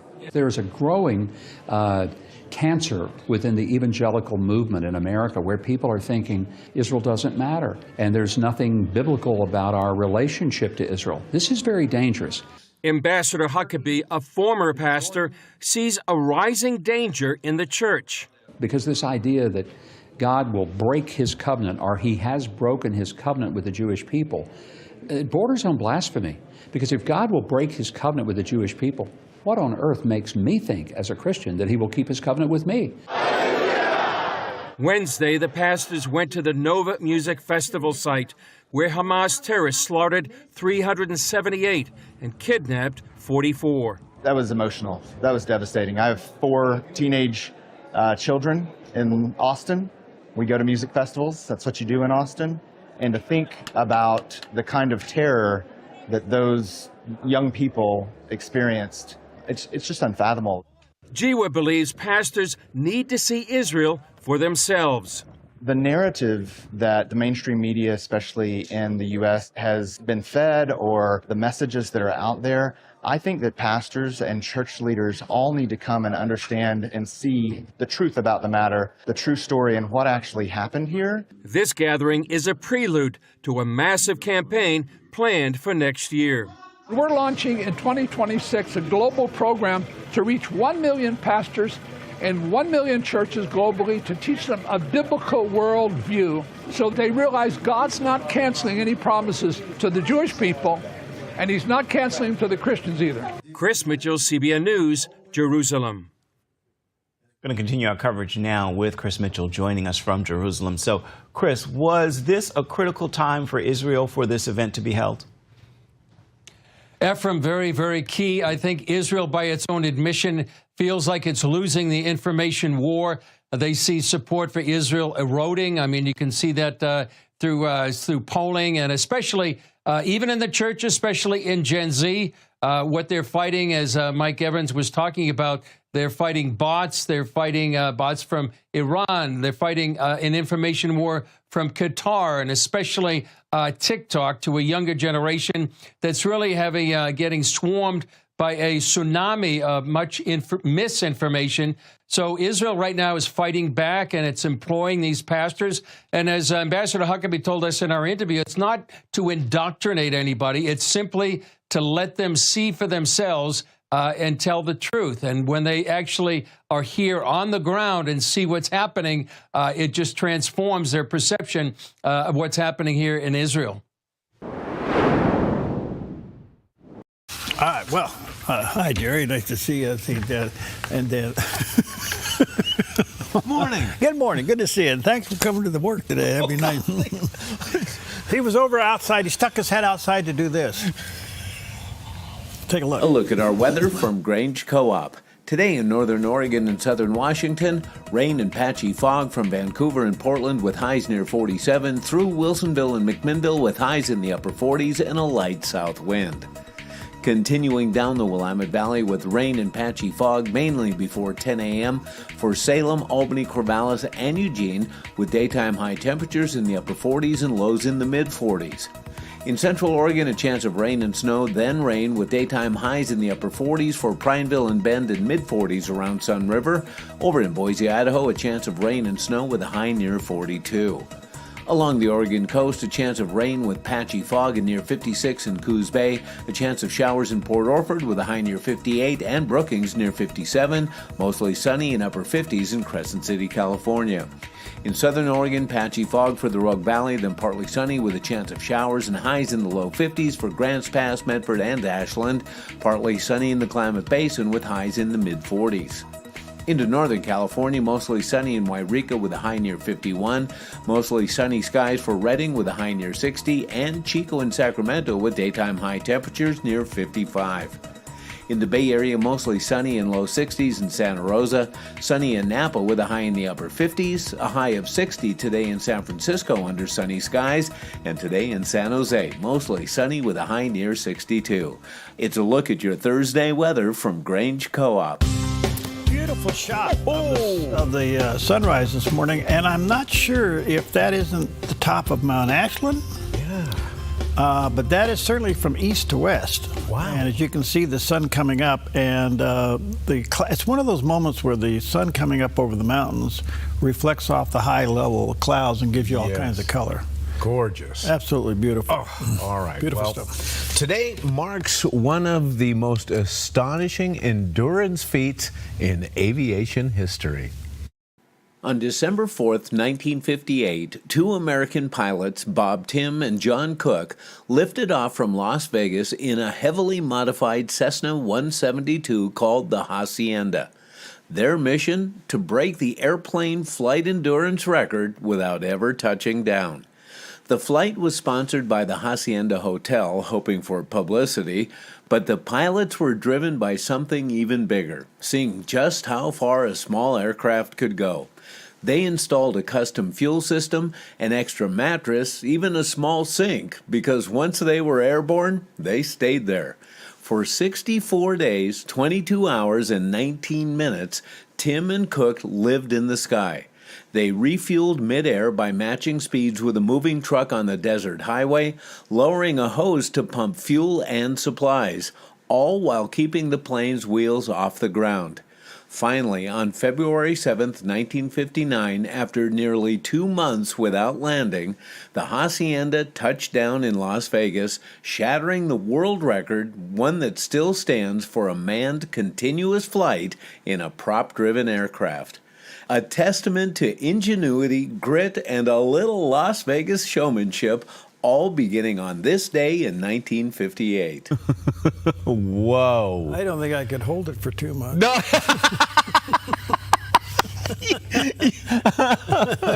Yeah, that was one of the issues they had to deal with, no doubt. Oh, my goodness. That is amazing. Oh, yeah. Well, first of all, the 172 is a very light aircraft, so I don't know how they modified it, but if they were coming around doing those little fuel pump things. Right, yeah, and they took 3 seats out, put a little mattress in there so they could rotate. They did have a little trouble falling asleep at times. One night, they fell asleep. The pilot who was on duty fell asleep, and autopilot flew him all the way out of Nevada. He slept for 2 hours. They woke up. They tried to figure out where they were. Yeah, so what year was this? 1958. Okay, well. Can you imagine? Like I said, the 172 was a pretty light airplane. You have the 152, 72, 82. I've flown all of those, but that one's really light in the controls, and so that's pretty interesting. A number of years later, they asked both guys if they wanted to go back up and try and break their own record. Yeah. They didn't. No. Why? They'd had enough. Yeah, and it still hasn't been broken. Still has not, no. Well, there's a piece of aviation that somebody could do. Oh, my goodness, yeah. Oh. What am I doing for 2 months? For 2 months. Yeah. All right, good stuff. All right, let's switch gears here a little bit. Michael Lawrence, he's one of the apologists that works for Crossway, and they explain a lot of good things. This is a question that pops up a lot, especially if you're a pastor and you have those confidential moments in your office with somebody. Yeah. And what will happen is, how can I possibly be a Christian if I'm still sinning? Okay, great question. Everybody struggles with it, and here's what Lawrence had to say about it. When Christians begin to realize that being saved means being changed from the inside out, and therefore we're called to lives of holiness, it can often be the case that we begin to worry, if I sin, am I really a Christian? The reality is, somebody who's not a Christian is not worrying about that sin that's causing you so much trouble. We are called to holiness, and holiness is one of the evidences that we're genuinely saved. But the fact that you're concerned about it, the fact that you might be worried about it, shows that your heart has been changed. It shows that you're in the fight. It shows that you don't like the sin that you're doing, and you wish it could be different. The person who is not saved, the person whom God hasn't regenerated and given a new heart, they're not worried about that at all. So hate your sin, put your sin to death, work hard to say no to sin, and then trust that your desire to do those things is part of the assurance that God is giving you that He's at work in your life. Those are great words. Yeah, and I think the other thing is, I think if you're going to change things, especially your thinking, it requires determination. Yeah. And don't be so hard on yourself. You first have to determine you're going to change. And then you set out whatever that path may be and recognize there's a high probability you'll have a relapse. But get up and keep going. Okay, yeah. And Well, we know everybody deals with their own sin matrix, but everybody deals with it. And I like what he said, that our concern says something in itself. Our concern for our sin life. Right. But obviously, we all deal with it. Our Bible heroes dealt with it. I look at the Apostle Paul. He dealt with it. He talked about it, but he didn't identify the sin matrix that he struggled with. Why didn't he? Well, he said he had this thorn in the flesh. Yes. And he begged God 3 times to help him with it. And the Lord responded and said, "My grace is sufficient for you." But if you read Romans 7, it explains the battle that's constant that he had, that he wanted to do good and evil was present. So he was a human being. He struggled with everything. Right. You're a human being. Let me say this. The day you lose consciousness of your sin, that's the day to really worry. But if you sin and you feel bad, that means that the Holy Spirit is still active in your life. All right. And that ought to give you confidence that, yes, you stubbed your toe, you're not out by any means. You pick up, you dust yourself off, keep going. Anybody that deals with addiction, recovery, and any of that stuff, they'll tell you that up and down, and finally later the downs go away, and you just slowly, because you're changing your thinking, you're changing your pattern. Yeah. Yep. There's no pill to get you completely out of it. Now, I've seen divine healing, okay, but it doesn't happen every time. Yeah, true. Okay, so think about that. All right, we'll take a interesting, determinating break to find out what's in the kitchen.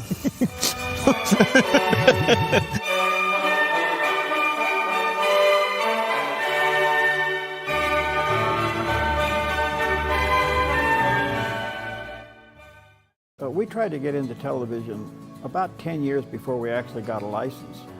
And I was right on the verge of getting a license, and it was sold out from underneath us. And I thought, well, the Lord didn't want us on TV.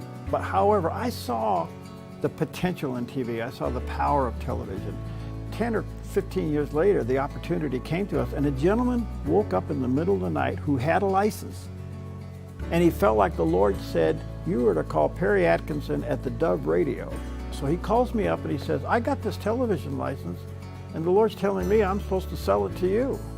Out of the blue. I mean, I thought we were done. I didn't think we were going to do it. And that's how it started.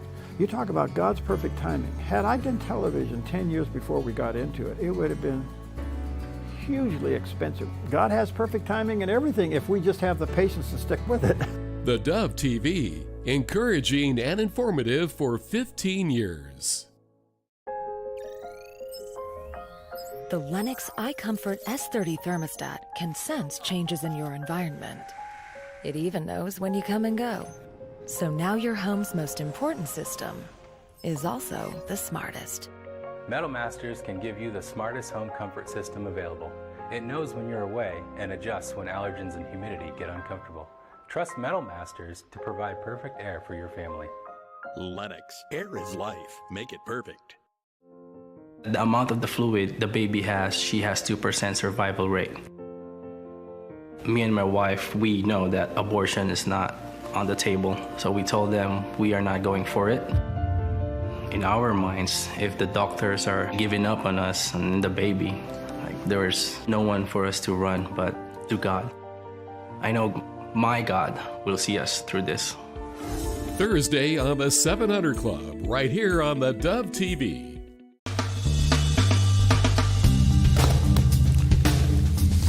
All right, good morning. How y'all doing out there? Yesterday was one of those days that I got to interview somebody that I was really honored to do it. I never thought I'd be a chance to. First time I interviewed him, his name is Louis Gohmert. He was the very interesting, in the news a lot, congressman from Texas for years. He served in Congress, represented Texas 1st District for over 20 years in Congress.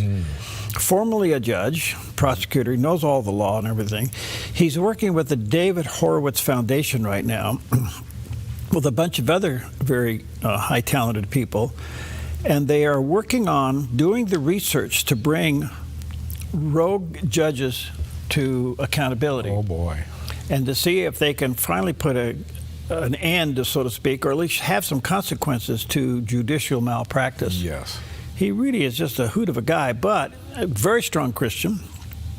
And he talked about the divine intervention in the last election and how God used people to make it happen. Now, this sounds pretty one-sided. I'll admit this going in. But folks, I think if you could be politically unplugged and step back and ask yourself, Bush, Clinton, who'd we have to have? Clinton. Who did we have? Bush. Oh, that's right, Bush. Yeah. And then we had Obama. Obama. Yeah. Then we had Trump. Yeah. Then we have Biden. And then we have Trump again. Yeah. Is God involved in all that? Oh, yes. Yes. Do we actually believe that God raises up and takes down? Yes. Okay. So anyway, here's what former Representative Louis Gohmert had to say about divine intervention. I totally believe it was an answer to so many prayers. You know, Perry, people across the country were praying about this election, praying. They were not only praying, but they were out there working. You know, one of the most frustrating expressions I heard from Christians who were members of Congress when I would say, we got to do this. You know, we're in a position to do something. We can stop this. We can pass this. We can change this. They would go, Louis, just calm down. Look, God's in control. We don't have to worry about this. And it would so frustrate me, Perry, because God put us in a position to fix things. And people would take the easy way out and say, you know, Louis, God's in control. And I heard Tommy Nelson, a pastor in Denton, Texas, say the perfect answer to those people that say that kind of thing. He said, yeah, God's in control, but just because he's in control doesn't mean he wants you to lean on your shovel and pray for a hole. He's given all of us tools, and he expects us to use the tools, or using the parable of the talents.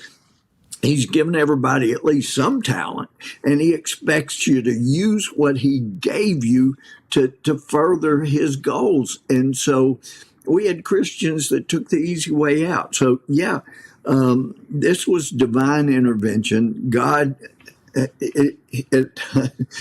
was at work, and it worked out. And thankfully, he used a lot of people to make this happen. Oh, man. Yeah, quite a guy. Yeah, that was cool. I really encourage you, if you haven't done so already, but go to our website, theDove.us, and click on Focus Today and watch this entire interview. How do you shake Christians out of that complacency shell that a lot of times we surround ourselves with, say, with the God is in control situation? How do you reason with Christians who kind of climb into that hole? Well, I don't know. That's a big question. Yeah. I think that a lot of people respond out of fear and anger, you know. But everybody can do something. Right. Well, you know, your job is to find out what it is. And you know what comes to mind for me is, you know, we fight for life. And we've seen so many instances where there have been movements and amendments and such to restrict abortion, and especially in our state, we're restricting the use of our taxpayer dollars for abortions because we're vehemently opposed to it.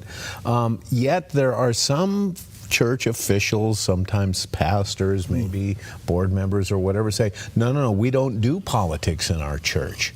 And well, I think they need to understand that there was a deception here, and it worked. And that is that you take the essentials of life and you politicize them for one purpose, and that is to drive the church away. Oh, yeah. Life is a God issue that was politicized with the full intent of keeping the church out of the argument. Okay, marriage is a God issue. Okay, that's been politicized to keep the Bible out of the equation, and you can go on down the list. So understand this, Christian leader. If you're avoiding the issues of the day, ask yourself one question. What does the Bible say about it? And whatever the Bible says about that issue that you're trying to avoid, it would seem to me that would have to be your position if you're a true believer. Yeah. Okay? But I don't know. We're a highly anxious culture right now, and people they need more cookies. Yes, exactly. And you know what? Louis Gohmert. We need more Louis Gohmert. Well, he's quite a guy. Look, what he's working on, I'm going to get him back. Oh, good. But he's working on creating evidence to go to the Judiciary Committee that shows judicial malpractice by some of these people, starting with Jack Smith on down, and said, look, this was a legal coup happening under the table, and it has to not only be stopped, but brought to accountability.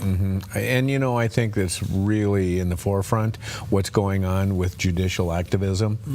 Beyond a point that I think that any of us anticipated in the past. We've seen, you know, little issues of this in the past. You know, we used to call it legislating from the bench. Yeah. And now it's judicial activism. Lawfare. Lawfare. And a new word. New word. Yeah, absolutely.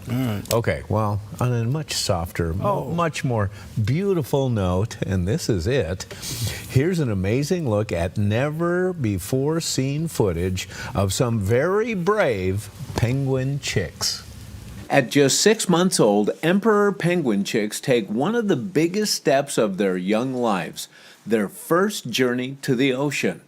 Traditionally, this moment has been filmed as a quick hop off the ice, usually just a couple feet above the water. But a new video recorded in Antarctica has captured something extraordinary. In this rare, breathtaking footage, an entire group of fluffy chicks marches confidently toward the edge of a towering 50-foot ice cliff. Instead of turning back, they gather their courage, waddle right to the edge, and leap. The moment is both heart-stopping and awe-inspiring. That is amazing. Isn't that amazing? And you know, they did it kind of one at a time. They didn't all go at once because at the top there was a guy with a form. It was a liability waiver form, and he was having them each sign it before they took the flag. No. So here's the question. What? How in the world they get back up there? Yeah. They better start swimming. They don't fly. No, they fly through the water. They better swim, man. But it's beautiful stuff. Isn't that cute? Yeah, that really is. And you talked about the penguin movie. I think it was March with the Penguins. And we have seen penguins. You know, they come to the edge of the water, and it's usually 1 or 2 feet, and they plunge in. And I looked at this, and I thought, they're going to go off of that cliff? And they did, man. Well, they're a remarkable animal. Yeah. You know, they're just unbelievable, and their whole family structure and everything is pretty amazing. Yeah, and even the dudes sit on the eggs. Yeah. Yeah, see? Well, so do male eagles. Yes, right. They share the responsibilities. Yeah, they share a little bit of responsibility, but after they're hatched, they leave. I'm sticking around for these teenagers. Is there anything to be learned from this? Yeah, you push them out of the net. Yeah, honey, you do it. Yeah, you do that. Oh, man. Let me know how it works out for you. Good luck. All right, well, stick around. Bob Nelson will be with us in a few moments. He wrote the book called The LBG Mortal Wound. Did you realize that there was an investigation going on, LBJ, and it was going to the court the day that JFK was assassinated, and the whole case went away? No. I didn't either. What? Well, Bob is going to help us with that. He is the nephew of Don Reynolds, who was the whistleblower testifying against LBJ. So, interesting stuff coming up. 1 Peter 2:11, beloved, I urge you as sojourners and exiles to abstain from the passions of the flesh, which wage war against your soul. How big amen to that. All right, a beautiful shot off the top of the hill this morning. Where is that? Yeah.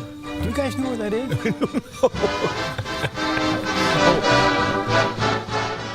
To all our Dove family, thank you for your faithful support of the Dove TV and radio.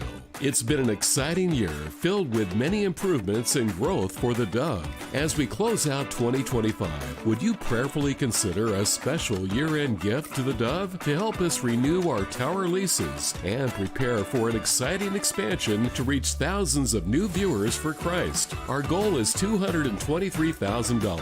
Thank you for partnering with the Dove. Get ready for fun at Rogue Ski Shop Think Snow Sale. Boulder Gear clothing now 20% off. Goggles, adults starting at $29, kids starting at $26. All Scott gloves 20% off. If you ski or ride, it's time to slide into Rogue Ski Shop Medford. Come fall in love with Northridge Senior Living, where contemporary sunlit interiors meet old world elegance. Walk through our lovely hallways and enjoy the fun staff-led activities.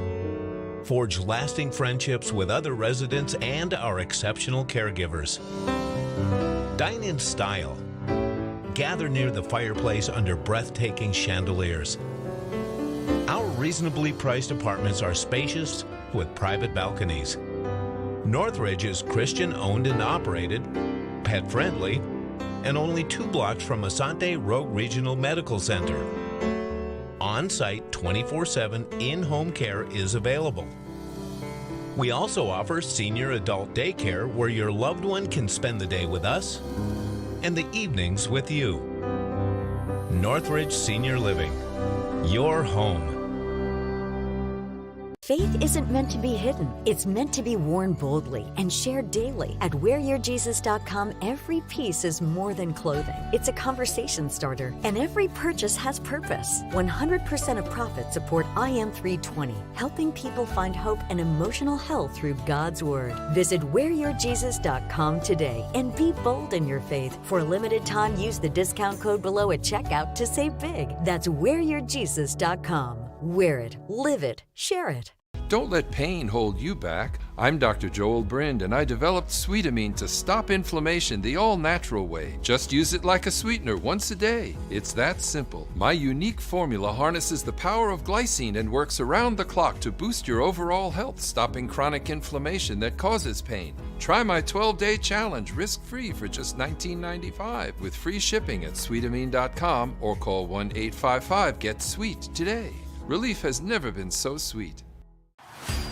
Focus Today, focusing on issues affecting you. Join Perry Atkinson weekdays only on the Dove TV.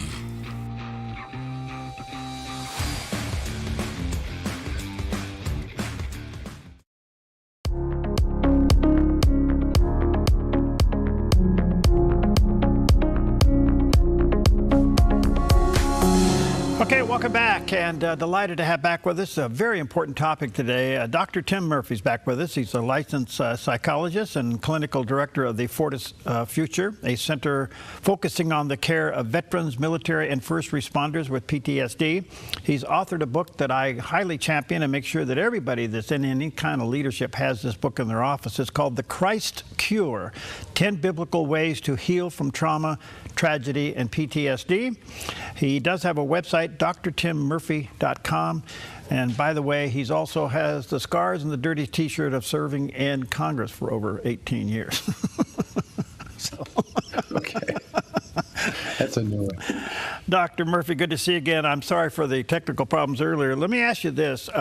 Earlier this month, the Supreme Court heard arguments in a case challenging state restriction on Christian counseling. I mean, this is an arrow to the heart for people like you and myself. Where is this going, Coach? Well, this is, it's an interesting case, and it has a tremendous amount of distortion in the media. So what happened is Kaylee Childs is a Christian counselor in the state of Colorado. And Colorado has a law, as about 20 plus other states do, that you cannot do something called conversion therapy. Now, conversion therapy is that which where someone who is in the LGBTQ community, so someone thinks they're gay or lesbian, bisexual, or trans, etc., that to convert them back to a heterosexual lifestyle and beliefs. What happens is some of the past work on this was really probably out of line, more aversive, and not really productive in terms of changing how a person acted or believed. And so a number of states began to say, well, we're going to make this an outlaw procedure. But what happened was the way that was presented to state legislatures was very distorted, and saying that even now people are subjected to electric shock therapy, that these techniques are continuing today when they're not. But the child's case, however, is different. And so here's the true representation.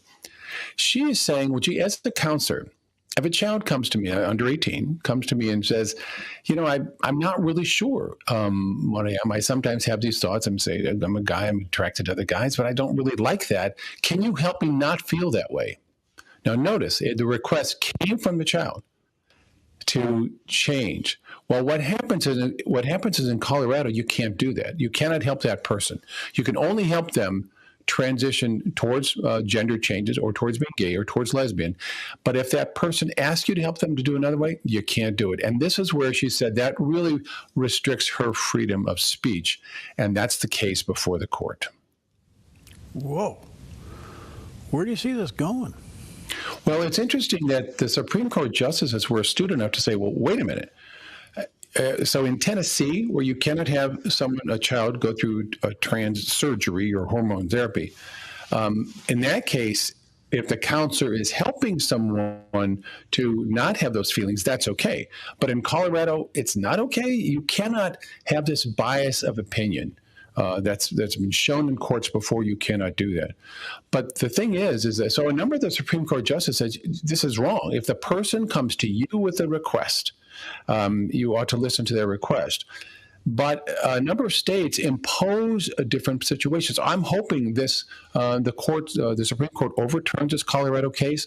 That'll challenge all the other states that are doing this. But it's really important, particularly any counselor, let alone Christian counselors, because in states like Virginia, a counselor is actually required to get training on how to help a child transition their gender.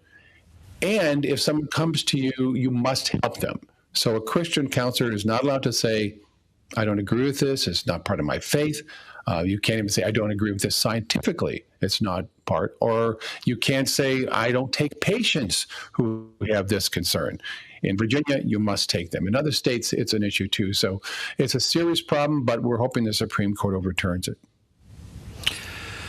Okay, let's unpack this a little bit more. It ends up being obviously free speech, but could this eventually silence the pulpit from talking about not transitioning and therefore that being interpreted as biblical counseling? Well, actually, the way the law is written in Colorado is a person who's a clergy may talk about this. And if someone is seeing that pastor, priest, rabbi, whatever it is, that it's okay for them to do it. But if they have a professional licensed counseling degree and they're doing professional counseling, they're not allowed to. So right now, the way the law is written, it's not something that would impair that. But you're right, it does come to a question. What happens in states like very liberal states like Minnesota, where they don't even want you challenging this? I would wonder what would happen if that is something that's challenging what someone's saying from the pulpit. The other thing that I see here, Dr. Murphy, is, and I don't want to be, negative or cynical, but this, I want to be wise as a serpent here for a moment, and that is, these could be setups. I mean, people could go in there and set this stuff up and just blow this right out of the water. Exactly. That's precisely what happens. That they'll send someone into the office who may come from a state licensing board or maybe an independent who wants to go in and test out what that counselor's doing. That's where we're all cautioned to be on our guard. And the best response if someone's calling, say, I don't have any room in my schedule, I'm not taking new patients.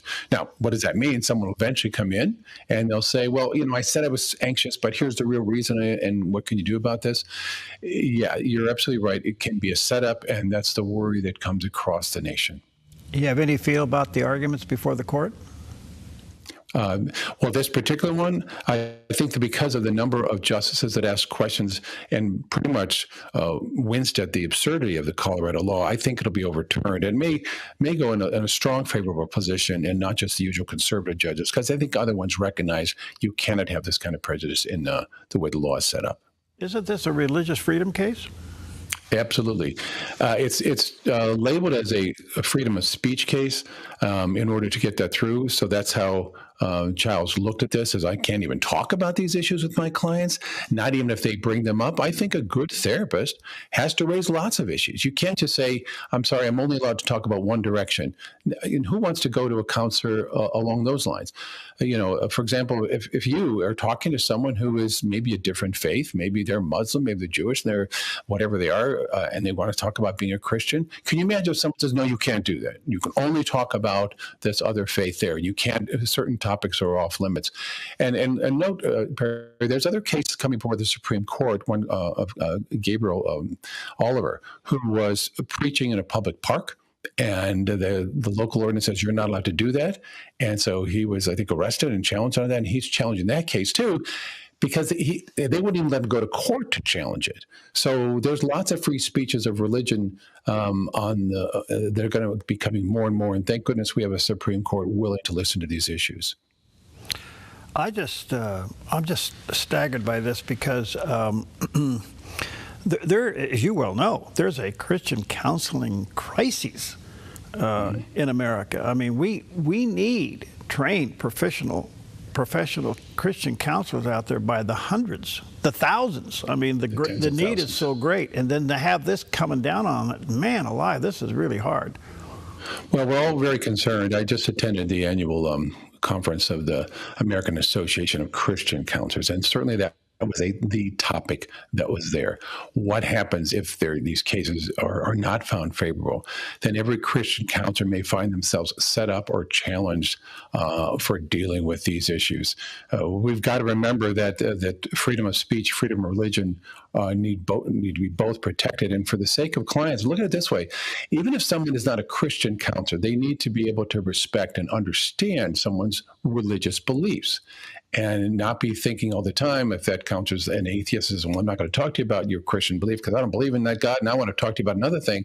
Well, that's not right. You do need Christian counselors. You need counselors who are trained to be sensitive to those issues and aware and learned on them. Otherwise, our society will continue to decline in dealing with these issues of depression, anxiety, and other mental health issues. Do you think it crosses a line in going after clergy? I think it does. Particularly, I mean, look at the nuance I described. So if clergy is,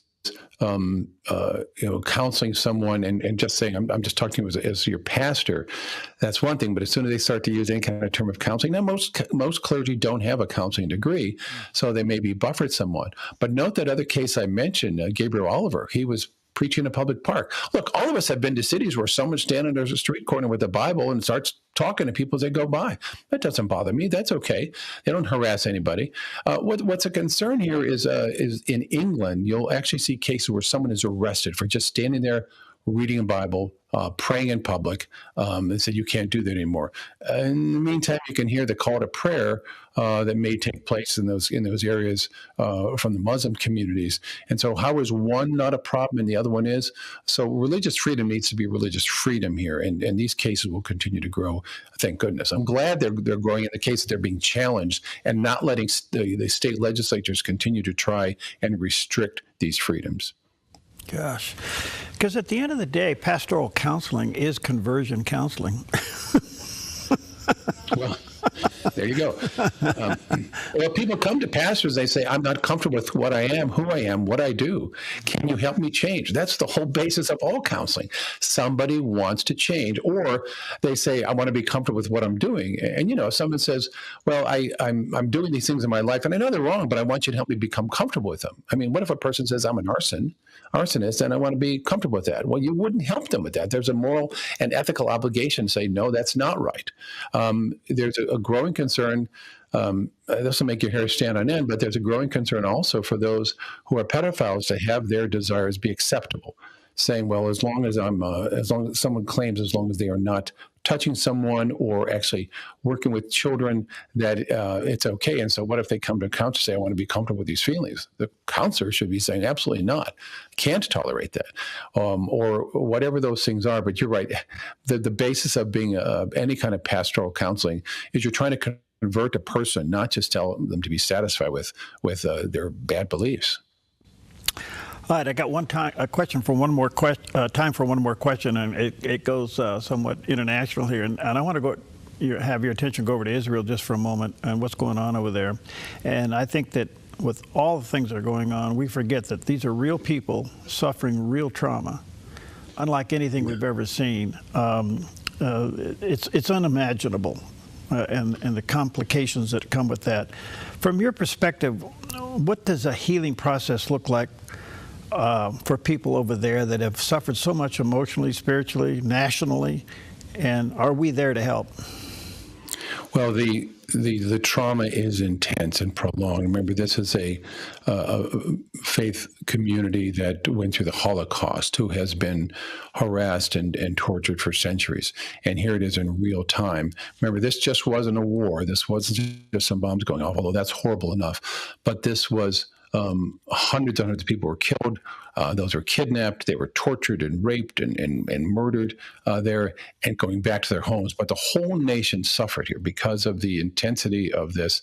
And what is going to hurt them is the way that Europe is responding to them. So when countries like France and England are not being supportive of Israel and not recognizing the horrors they've had there, that makes it tougher as a nation to heal. So the United States' role in saying we're standing by you, we want you to heal, is important. But Israel is very strong and very astute and adept at trying to help people who have trauma in their lives and post-traumatic stress disorder. I remember once visiting one of the areas on the border near the Gaza Strip some years ago, and there was a boy there who just had this blank stare in his face. And I asked his mother, because she said now and then a random bomb comes flying over. And I said, do you have concerns about post-traumatic stress disorder? And she said, there is no post. It's always there. And so in their lives, they'll have a lot of that to deal with. They'll work on this intensely. They'll have many therapists working with them as a nation to heal. What we can do is to be supportive of Israel as a nation, be supportive of those American hostages who are back here, be supportive of people being able to practice their faith without the fear of being attacked by these brutal terrorist organizations. Wow.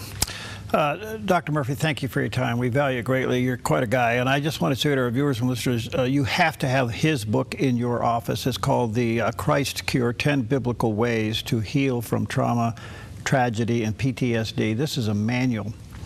And if you manage people at any level and in any capacity, you're going to deal with personal trauma in your office sooner or later. And this book is an amazing resource, so check it out. You can go to drtimmurphy.com. That is his website. Thank you, my friend. Good to see you. Stay in the fight, buddy. Thank you, Pierre. God bless.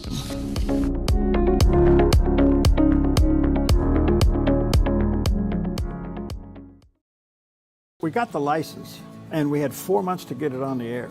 We ended up buying an antenna and hiring a tower company to get this antenna up on our FM tower. It's the only place we could put it.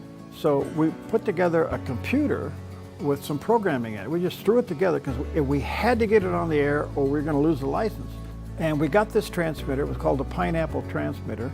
It burned up. And then finally we were able to put together a deal where we bought a good transmitter. It's been quite the project. Applegate River Golf and RV Resort, a pristine 9-hole course alongside the Applegate River. Their clubhouse offers a golf simulator experience. The RV Resort is adjacent to the golf course with convenient pull-through parking. Applegate River Golf and RV Resort. Information at applegateRV.com. TPUSA Faith is coming to Southern Oregon and partnering with Game Changers. That's right. It's time for Southern Oregon to stand for families. Join us for a powerful and special Game Changers event with TPUSA Faith on Tuesday, December 9th at 6:30 p.m. at Edgewater Christian Fellowship. Join us for an inspiring message from pastor and author John Amanchukwu. Again, this special night is open to men, women, children, and families.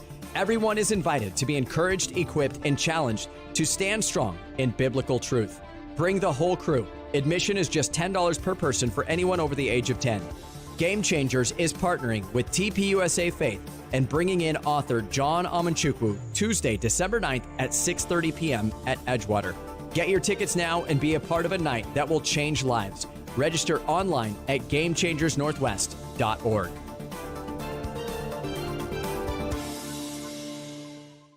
They're fun-loving twins. They love God, hunting, and pranking each other. Join the Hamptons for outdoor adventure every weekend on Twin Factor. Brought to you by Black Flag Armory in Medford and Grants Pass. Truly excellent service.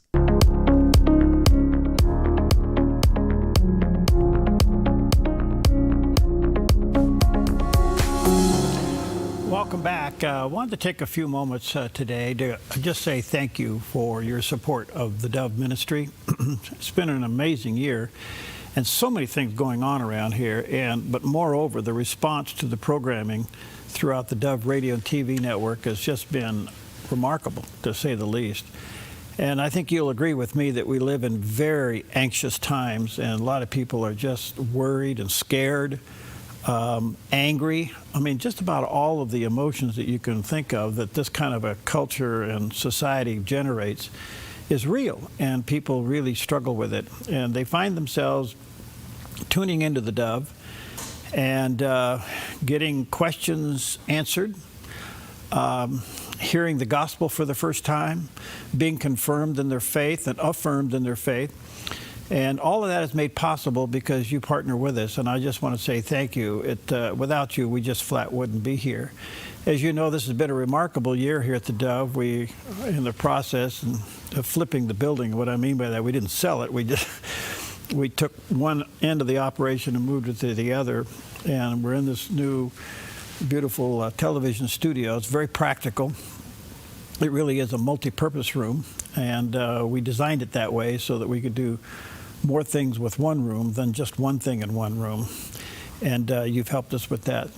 As we approach the year end, I'm just asking you to continue to prayerfully consider supporting the Dove as you move towards the year. And this is the time of the year where we have to re-up a lot of our tower leases. Now, people say, do you own all your towers? No, we don't. We only own 2. Let's see, 2? Yeah, 2. The rest of them, throughout the entire radio and TV network, we rent space on towers that are owned by other companies. That's a standard within our industry. And a lot of these leases come renewed every 3 years, some 5 years. And so every year we've always dealing with some kind of a renewal out there. And this year it seems to be a little bit on the heavy side. We have 16 leases to renew, both radio and TV. All 16 of those are sitting on my desk up there. And so I'm sitting there reading through all this stuff to make sure that all of the verbiage is correct. In addition to that, we have 2 things in front of us as a way of an opportunity. And I really don't know what to do with it, quite frankly, yet. But it seems that other television operators are wanting the Dove programming. And in many cases, we supply that to them. In fact, we just went on in Las Vegas with that. And as we went on, a little bit of a bumpy ride to get going down there, but always is when you're dealing with technical things. So we have a substantial need between now and the end of the year to handle not only the tower releases, but in the middle of this, we've had some equipment that we have to upgrade. Just not that we want to, we just flat have to. And I have to tell you, if you know, and especially if you have your own business things, it's just getting more and more difficult to do business these days. Regulations and the do's and the don'ts. On top of that, we have to do everything that satisfies the FCC. So it's a handful. And so I'm asking you between now and the end of the year to prayerfully consider a year-end gift to the Dove and only do what the Lord leads you to do. And I want to emphasize something here, and I mean it. Even though I say it a lot, I want you to know that I truly mean it. The Dove is not here to replace your church. Not at all. The Bible's pretty clear about that you are not to forsake yourself from going to the church. The church is designed for fellowship and enrichment and to mature you in your faith, to help you to have that sense of community and family and belonging. And we're not here to replace that. And yet I do know a lot of people who only have a spiritual connection of any type through the Dove radio and TV and what we do on digital through podcast and streaming. And but don't take from your church, and don't take from any other ministry that you're involved in. That's your first obligation. But if you've enjoyed the Dove and you like what we do, and you want to help us stay in the middle of what God called us to do, we really do need your help between now and the end of the year. It's a big number. I mean, it's 200 and I had it written down there. I got so busy I forgot what it is. $238,000. That's what it's going to take for us to renew these leases. And let me just say this. I can only say it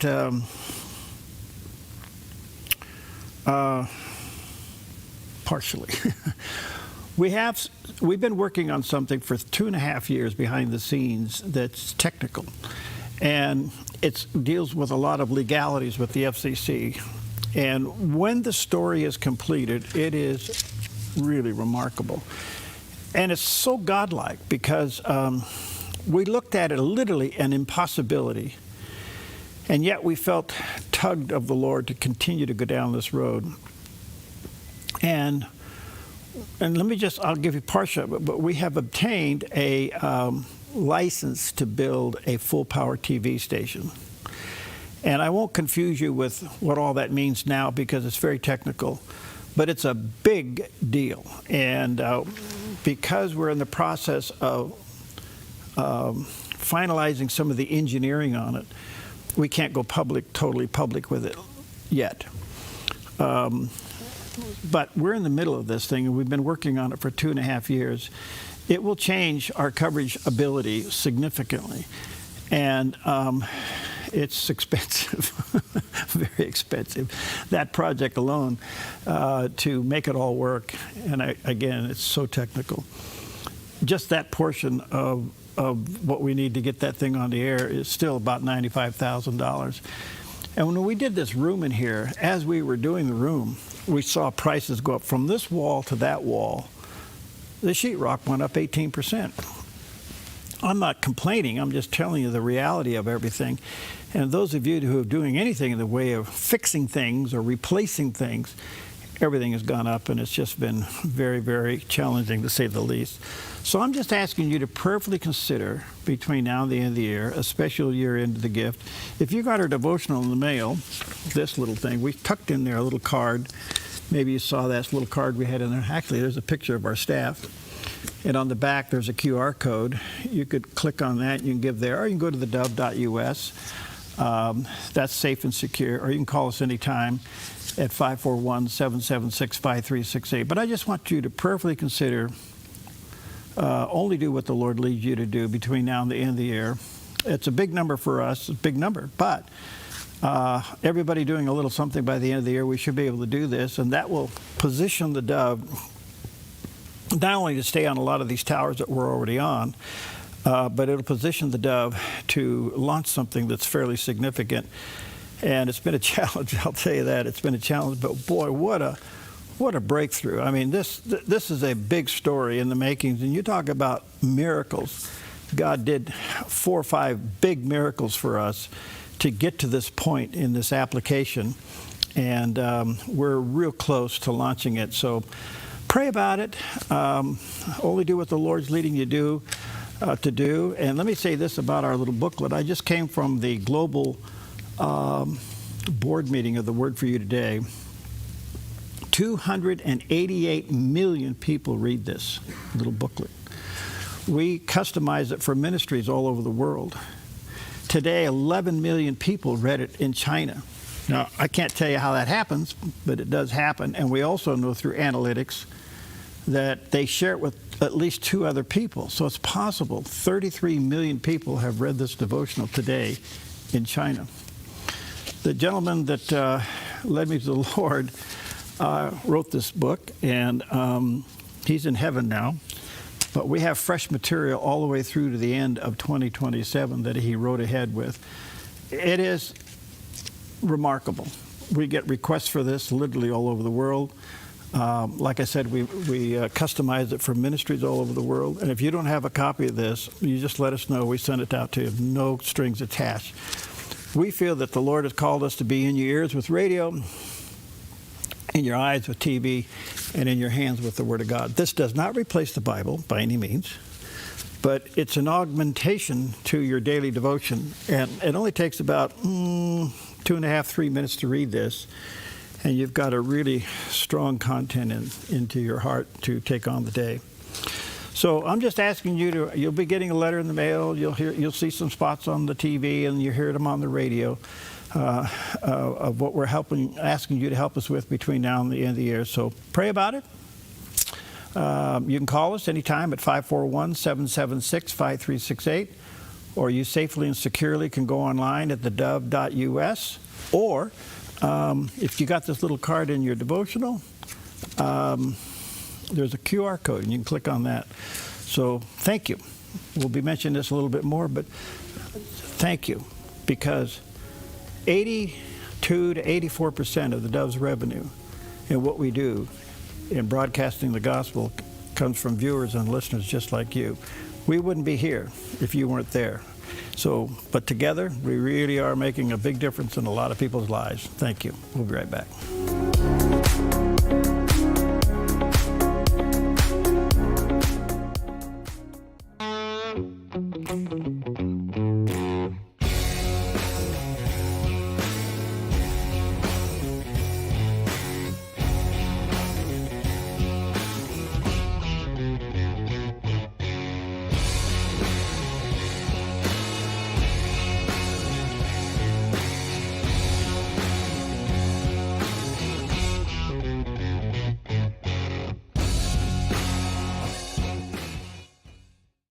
Hello, my name is Ryan Robertson, host of a new program on the Dove, Ministries on the Move. This program is designed to help you and your ministry. Tell us your story. We want to know what God is calling you and your ministry to do. Let us help you have a greater impact. Contact us today at theDove to be a special guest with Ministries on the Move.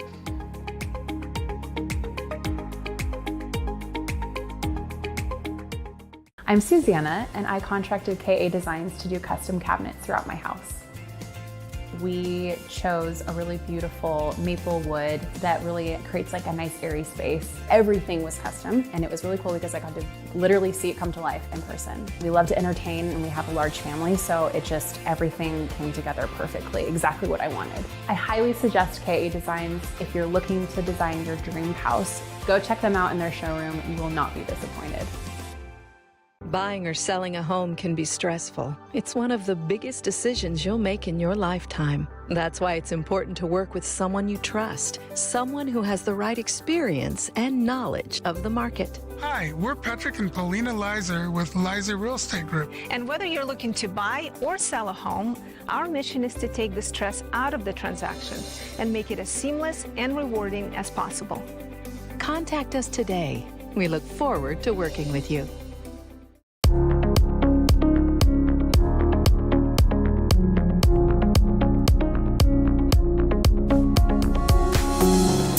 Welcome back, and well, a lot going on around the world, and as you know, one of the headlines this morning is what's going on with Venezuela.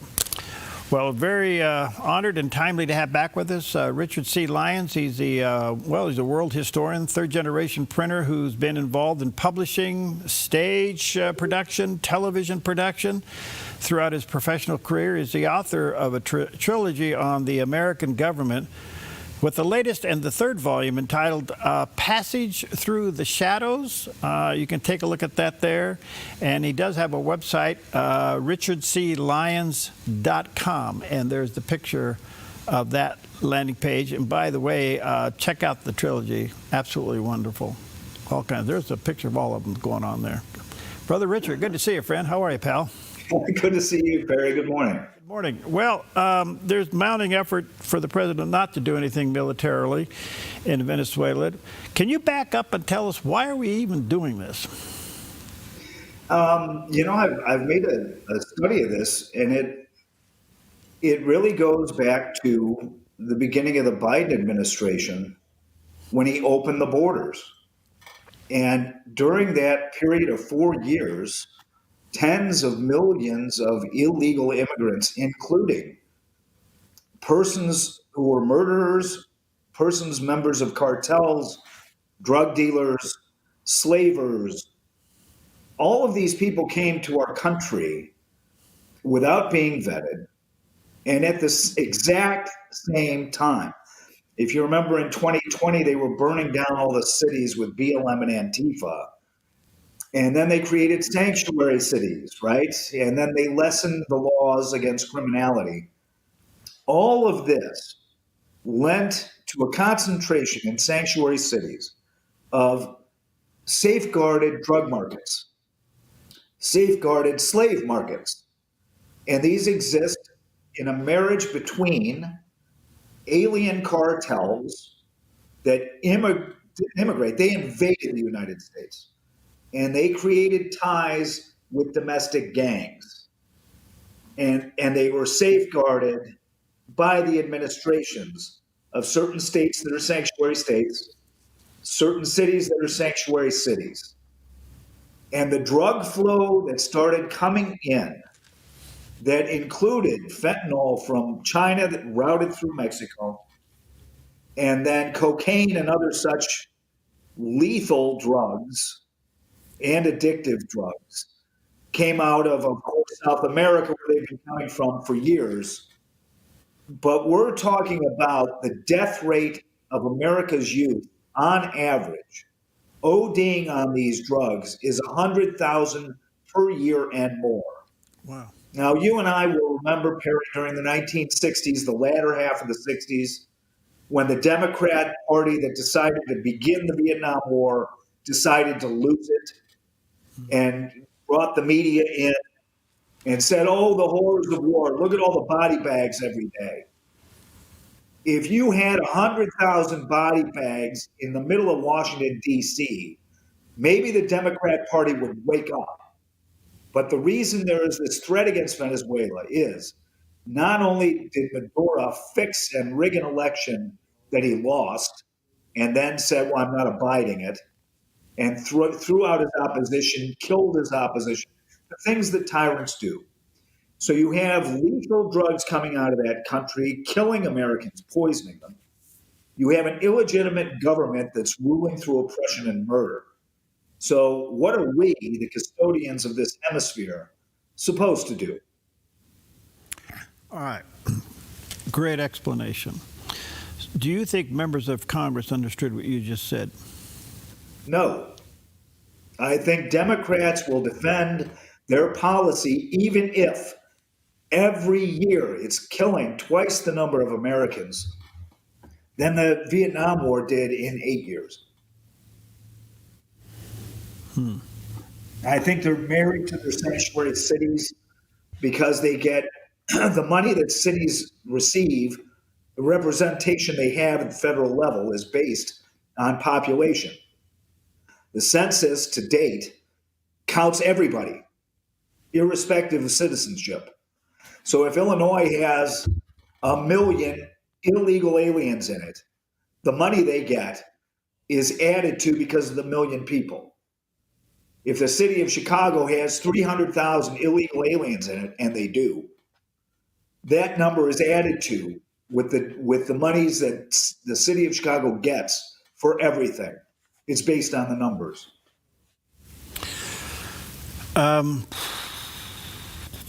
Does the president have the power to attack? He does. Under Article 2 of our Constitution, he is commander-in-chief. And if he perceives a threat, he can attack. And look at the threat, Perry. Mm-hmm. Literally, they're calculating for every boat sunk, it saves 25,000 American lives. And you're talking about kids, Perry. You're talking about people in their 20s and their teens they're not old enough to know what's better and what not to do, really. And they're on campuses all around the country. I mean, doing drugs is cool. It always has been. It's the way to rebel. Okay. And they rebel right into a graveyard.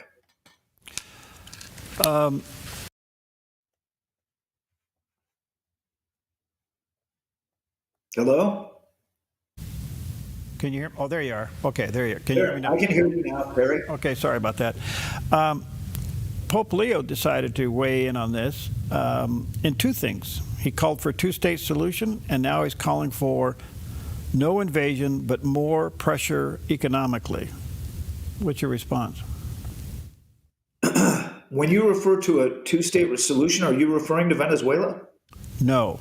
Excuse me. Two issues. What I'm trying to emphasize here is the Pope has now gotten politically involved. Two-state solution in Israel and more economic pressure on Venezuela. I think what he is suggesting is exactly what Trump's doing. Trump is effectively blockading Venezuela, not allowing any plane to land in Venezuela or any plane to take off, not allowing any ship to come in, not allowing any ship to go out. And Venezuela lives on the drugs and the oil products that it pumps. So I agree with that. With regard to, and that is exactly what Trump is doing. I think he's doing it in order not to invade or to have to.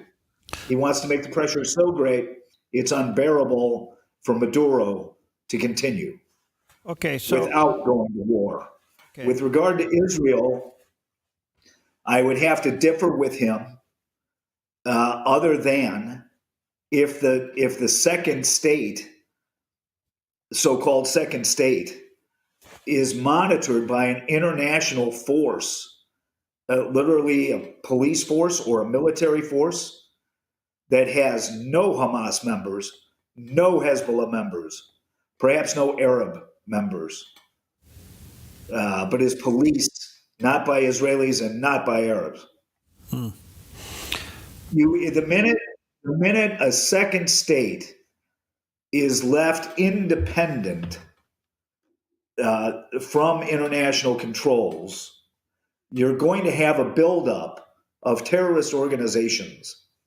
At the time of October 7, Israel was literally surrounded by 21 different terrorist organizations funded by Iran. Now, that number has decreased because of Israel's tremendous military capability and grit and bravery.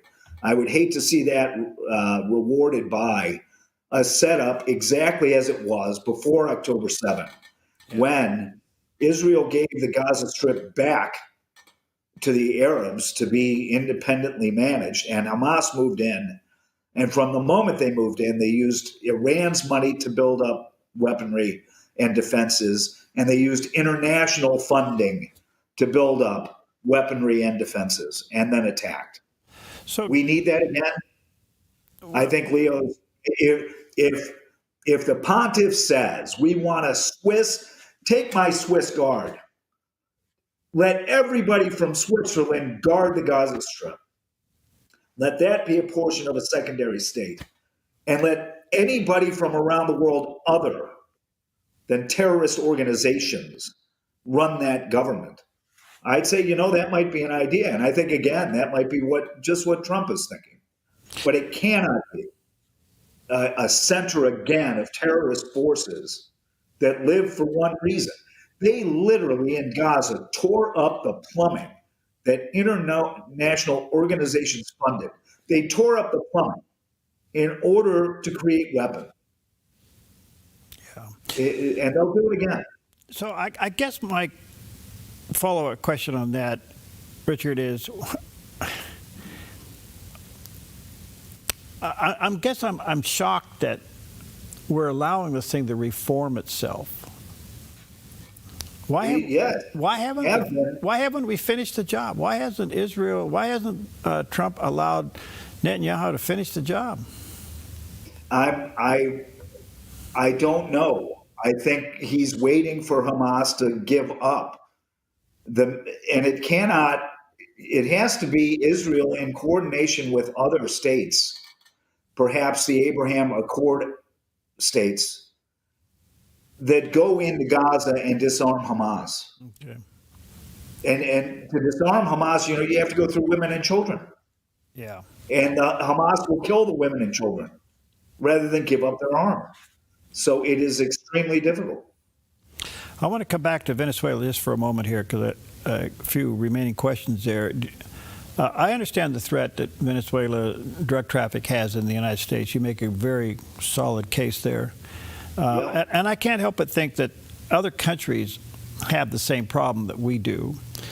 But on the other hand, what do you expect for a response from Russia and China as it relates to, and maybe even North Korea as it relates to Venezuela?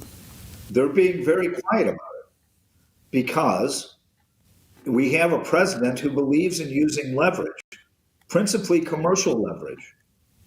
So you have an inverse relationship with China where they have to sell their products into our country. And so Trump is maintaining that relationship. And I'm sure when he's talking to Xi, he's saying, yes, you have $500 billion worth of goods you need to sell in our country. But remember, if you deal with Venezuela in a way that's negative to our country, that pipeline might stop tomorrow. And the same with Russia. I might not be so nice about Ukraine if you don't wise up about Venezuela. So their funding has dried up. Their markets, Venezuelan markets for its oil, are non-existent now. Okay. Back to some domestic issues. What do you think about the uncovering of the Somalian problem up in Minnesota? I think about the philosopher Voltaire. He said, if you are a person who is a feeling person, life is a tragedy. If you are a person who is a thinking person, life is a comedy. And I would think this is comedic. Unless part of $1 billion ends up in the hands of al-Shabaab in Somalia and is creating a tyrannical oppression there, which is based on, murder. American taxpayer money under the protection of the governor and the AG of Minnesota and the mayor of the Twin Cities protected the fraud that was going on so that they could get a kickback of Democrat donations while allowing money out of Minnesota that goes to Somalia and enforces the tyranny. The money goes to weapons wielded by al-Shabaab. So which of the equation do you want? I mean, I'd laugh like hell if Somalia wasn't in such terrible shape. And if, that Tim Walz, that Ellis, and that the mayor of the Twin Cities would protect this fraud and themselves politically in order to have more donations and votes, it's sick. And if they care about Somalia, they never should have let this happen. Do you think they'll be held accountable? They better be, if not for this. My gosh, Perry, I mean, look at the ratio of the persons who have died for political reasons in Somalia. Mm-hmm. The Democrat Party is funding that through fraud in Minnesota. And the fraud is over $1 billion. When are taxpayers going to rise up and say, I think $1 billion is a lot of money? And they took it out of my pocket. They took it from my kids' education. This is crazy. They took it off my table and put it on the table of illegal aliens in Minnesota. And then they put it on the table of terrorists in Somalia. That's my money. I earned it. They stole it and gave it to somebody else. Absolutely amazing. All right, let me take a quick break. Let me say to our viewers and listeners, check out Richard's trilogy on the American government. And there's 3 volumes there. The third volume titled Passage Through the Shadows. There's a picture of the cover of the book. He does have his own website, richardclyons.com, and there's the picture of that. There's all kinds of good stuff there. We'll take a quick break. We'll be right back.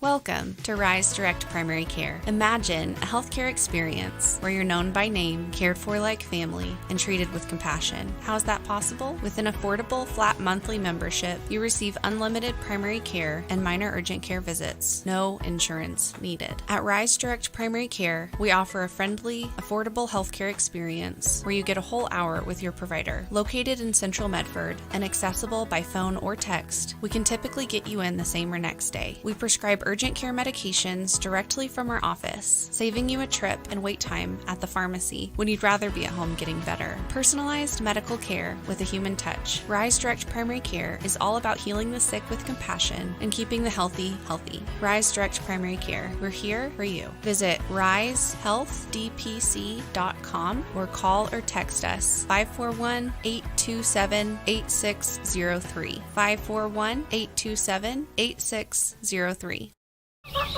You feel most alive where you feel most at home. And this is living. Bobcat, the company that changed the way the world works, is coming home with a quality compact tractor built to match your quality of life. This isn't work you have to do. It's work you get to do.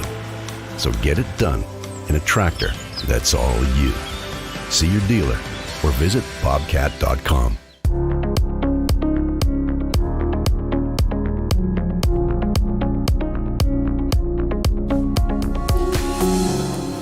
welcome back. Richard Lyons back with us. Always an honor to have him. And check out his, well, he's quite a guy. He does everything, jumps tall buildings, outruns locomotives, and writes a lot of things here. Check out his trilogy of the American government, and Volume 3 now is available, Passage Through the Shadows. There's a picture of the cover there. And check out his website, richardclyons.com. Richard, news story late yesterday, Governor Newsom has rolled out a portal for citizens to report ICE activity. And what's so interesting about this, you can send pictures, you can write your comments, and it goes to this portal for everybody to see it. Well, first of all, what's your take on that? And secondly, isn't this just wide open for abuse of AI? By gosh, yes. And it goes back to the start of our discussion.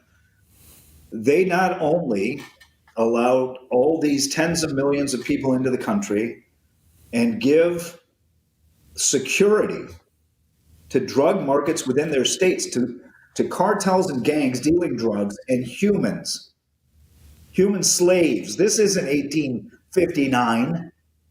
It's 2025. And they're allowing slavery, sex slavery in their states. They protect it.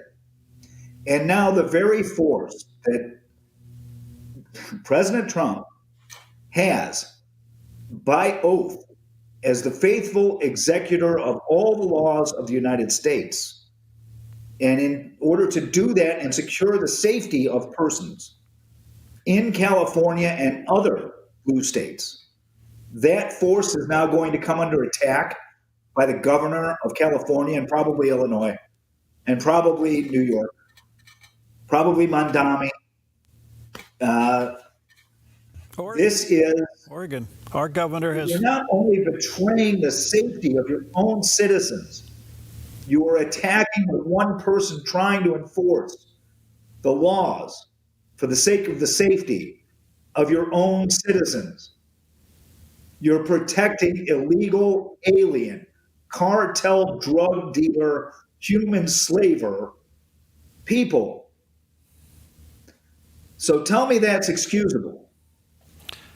Well, it's not. And it's not. And our own governor has announced that she will make arrangements to arrest federal agents if she thinks they're breaking the law.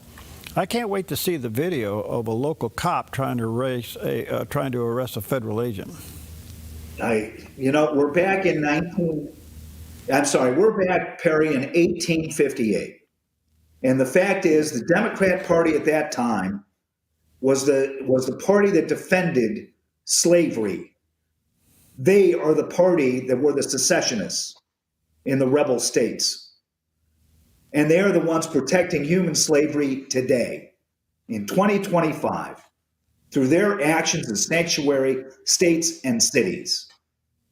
And they trot out a mom and dad and say, we're trying to protect these people. That's not the people they're protecting. They're protecting the people who prey on those people.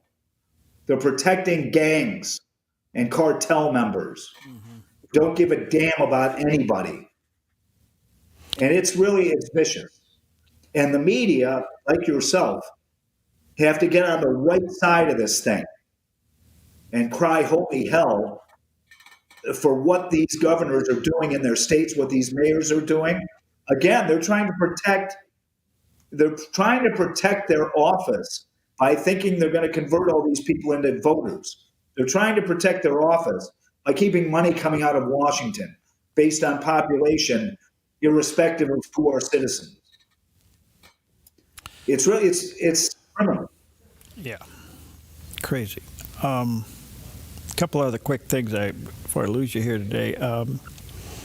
Twists and turns, as you know, Broberg, the federal judge, says that the January 6th defendants who were later pardoned are now entitled to refunds. What's this all about when he is such a judicial malpractice guy? I don't know about his turn of mind, but he has been a bad actor from the bench. And I do think that January 6th persons who were bankrupted by the judicial system, the lawfare sent against them, ought to have the right to sue. Think that'll happen? Yes, I think so. And I think a lot of people will, well, it's the taxpayers going to pay. But I think persons like Smith, who I understand is going to be before a congressional committee to uncover what the lawfare was all about regarding January 6th and many other things. Yeah. Like the raid on Mar-a-Lago. He has a lot to answer for. He is the one who's in peril of his liberty. Well, him and Jack Smith are the two biggest guys, and we'll see where this goes. But apparently, they're in the hot seat now. Hopefully, the Oversight Committee and the Judiciary Committee has the fortitude to press this thing all the way to conclusion. I don't know if they do. Well, this is something we have to see. We haven't seen it, Perry, in our lifetimes. There have been Republicans who have been persecuted to the point of being put in jail and bankrupted, and they did nothing wrong. Yeah. We have had Democrats who have organized the Russia hoax, who went after conservative groups through the IRS, who literally surveilled people through Arctic frost for years. Are these guys going to be persecuted? Prosecuted? Not persecuted. Republicans are persecuted. Democrats aren't even prosecuted, rightfully. And that's where we got to get to. Do you think their message has fallen apart? I mean, who do they have? Who's their leader? I mean, is it really going to be Newsom when he can't? I mean, there was an article here on the West Coast where his big donors are going to pull away from him just on how he handled the fires in Palisade. No, and I agree with that. He handled it terribly. But we have to go back a little bit, Perry, if we have a minute. At the time, in 2016, end of the year, before the election, the Democratic Party had it all. They were about to initiate the Green New Deal, DEI, CRT, the whole bit, indoctrinate everybody in the country, make all the businesses in the country do their bidding through green energy edicts and so forth. They had socialism right in front of their eyes. Their hope, their utopia. And then Trump won. Yeah. Yeah. Turning the tide of socialism back. And look at how they attacked him for it.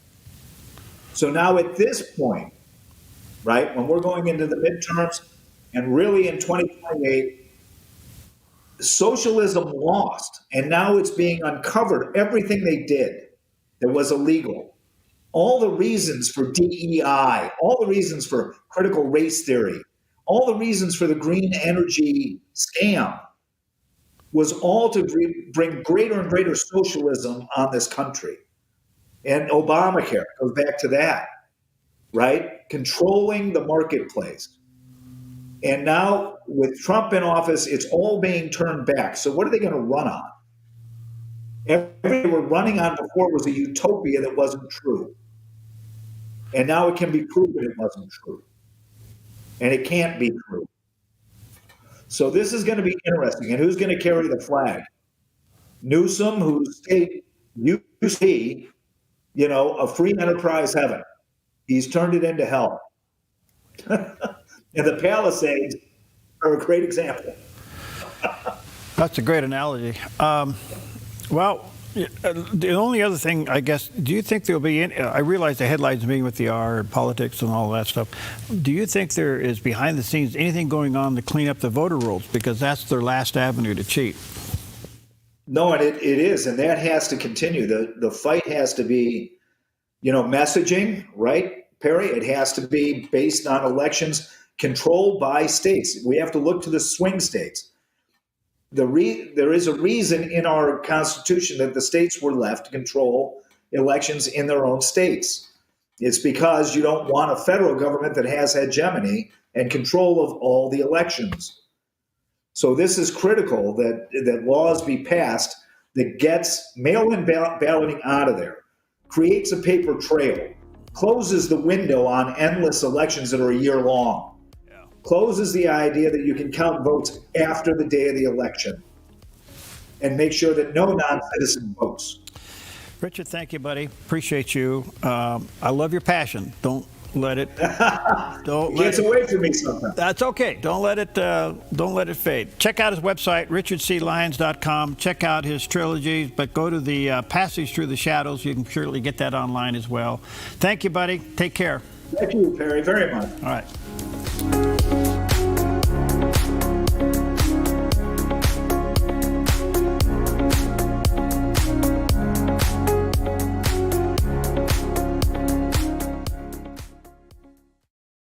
Hello, my name is Ryan Robertson, host of a new program on the Dove, Ministries on the Move.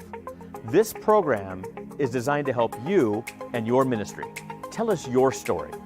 We want to know what God is calling you and your ministry to do. Let us help you have a greater impact.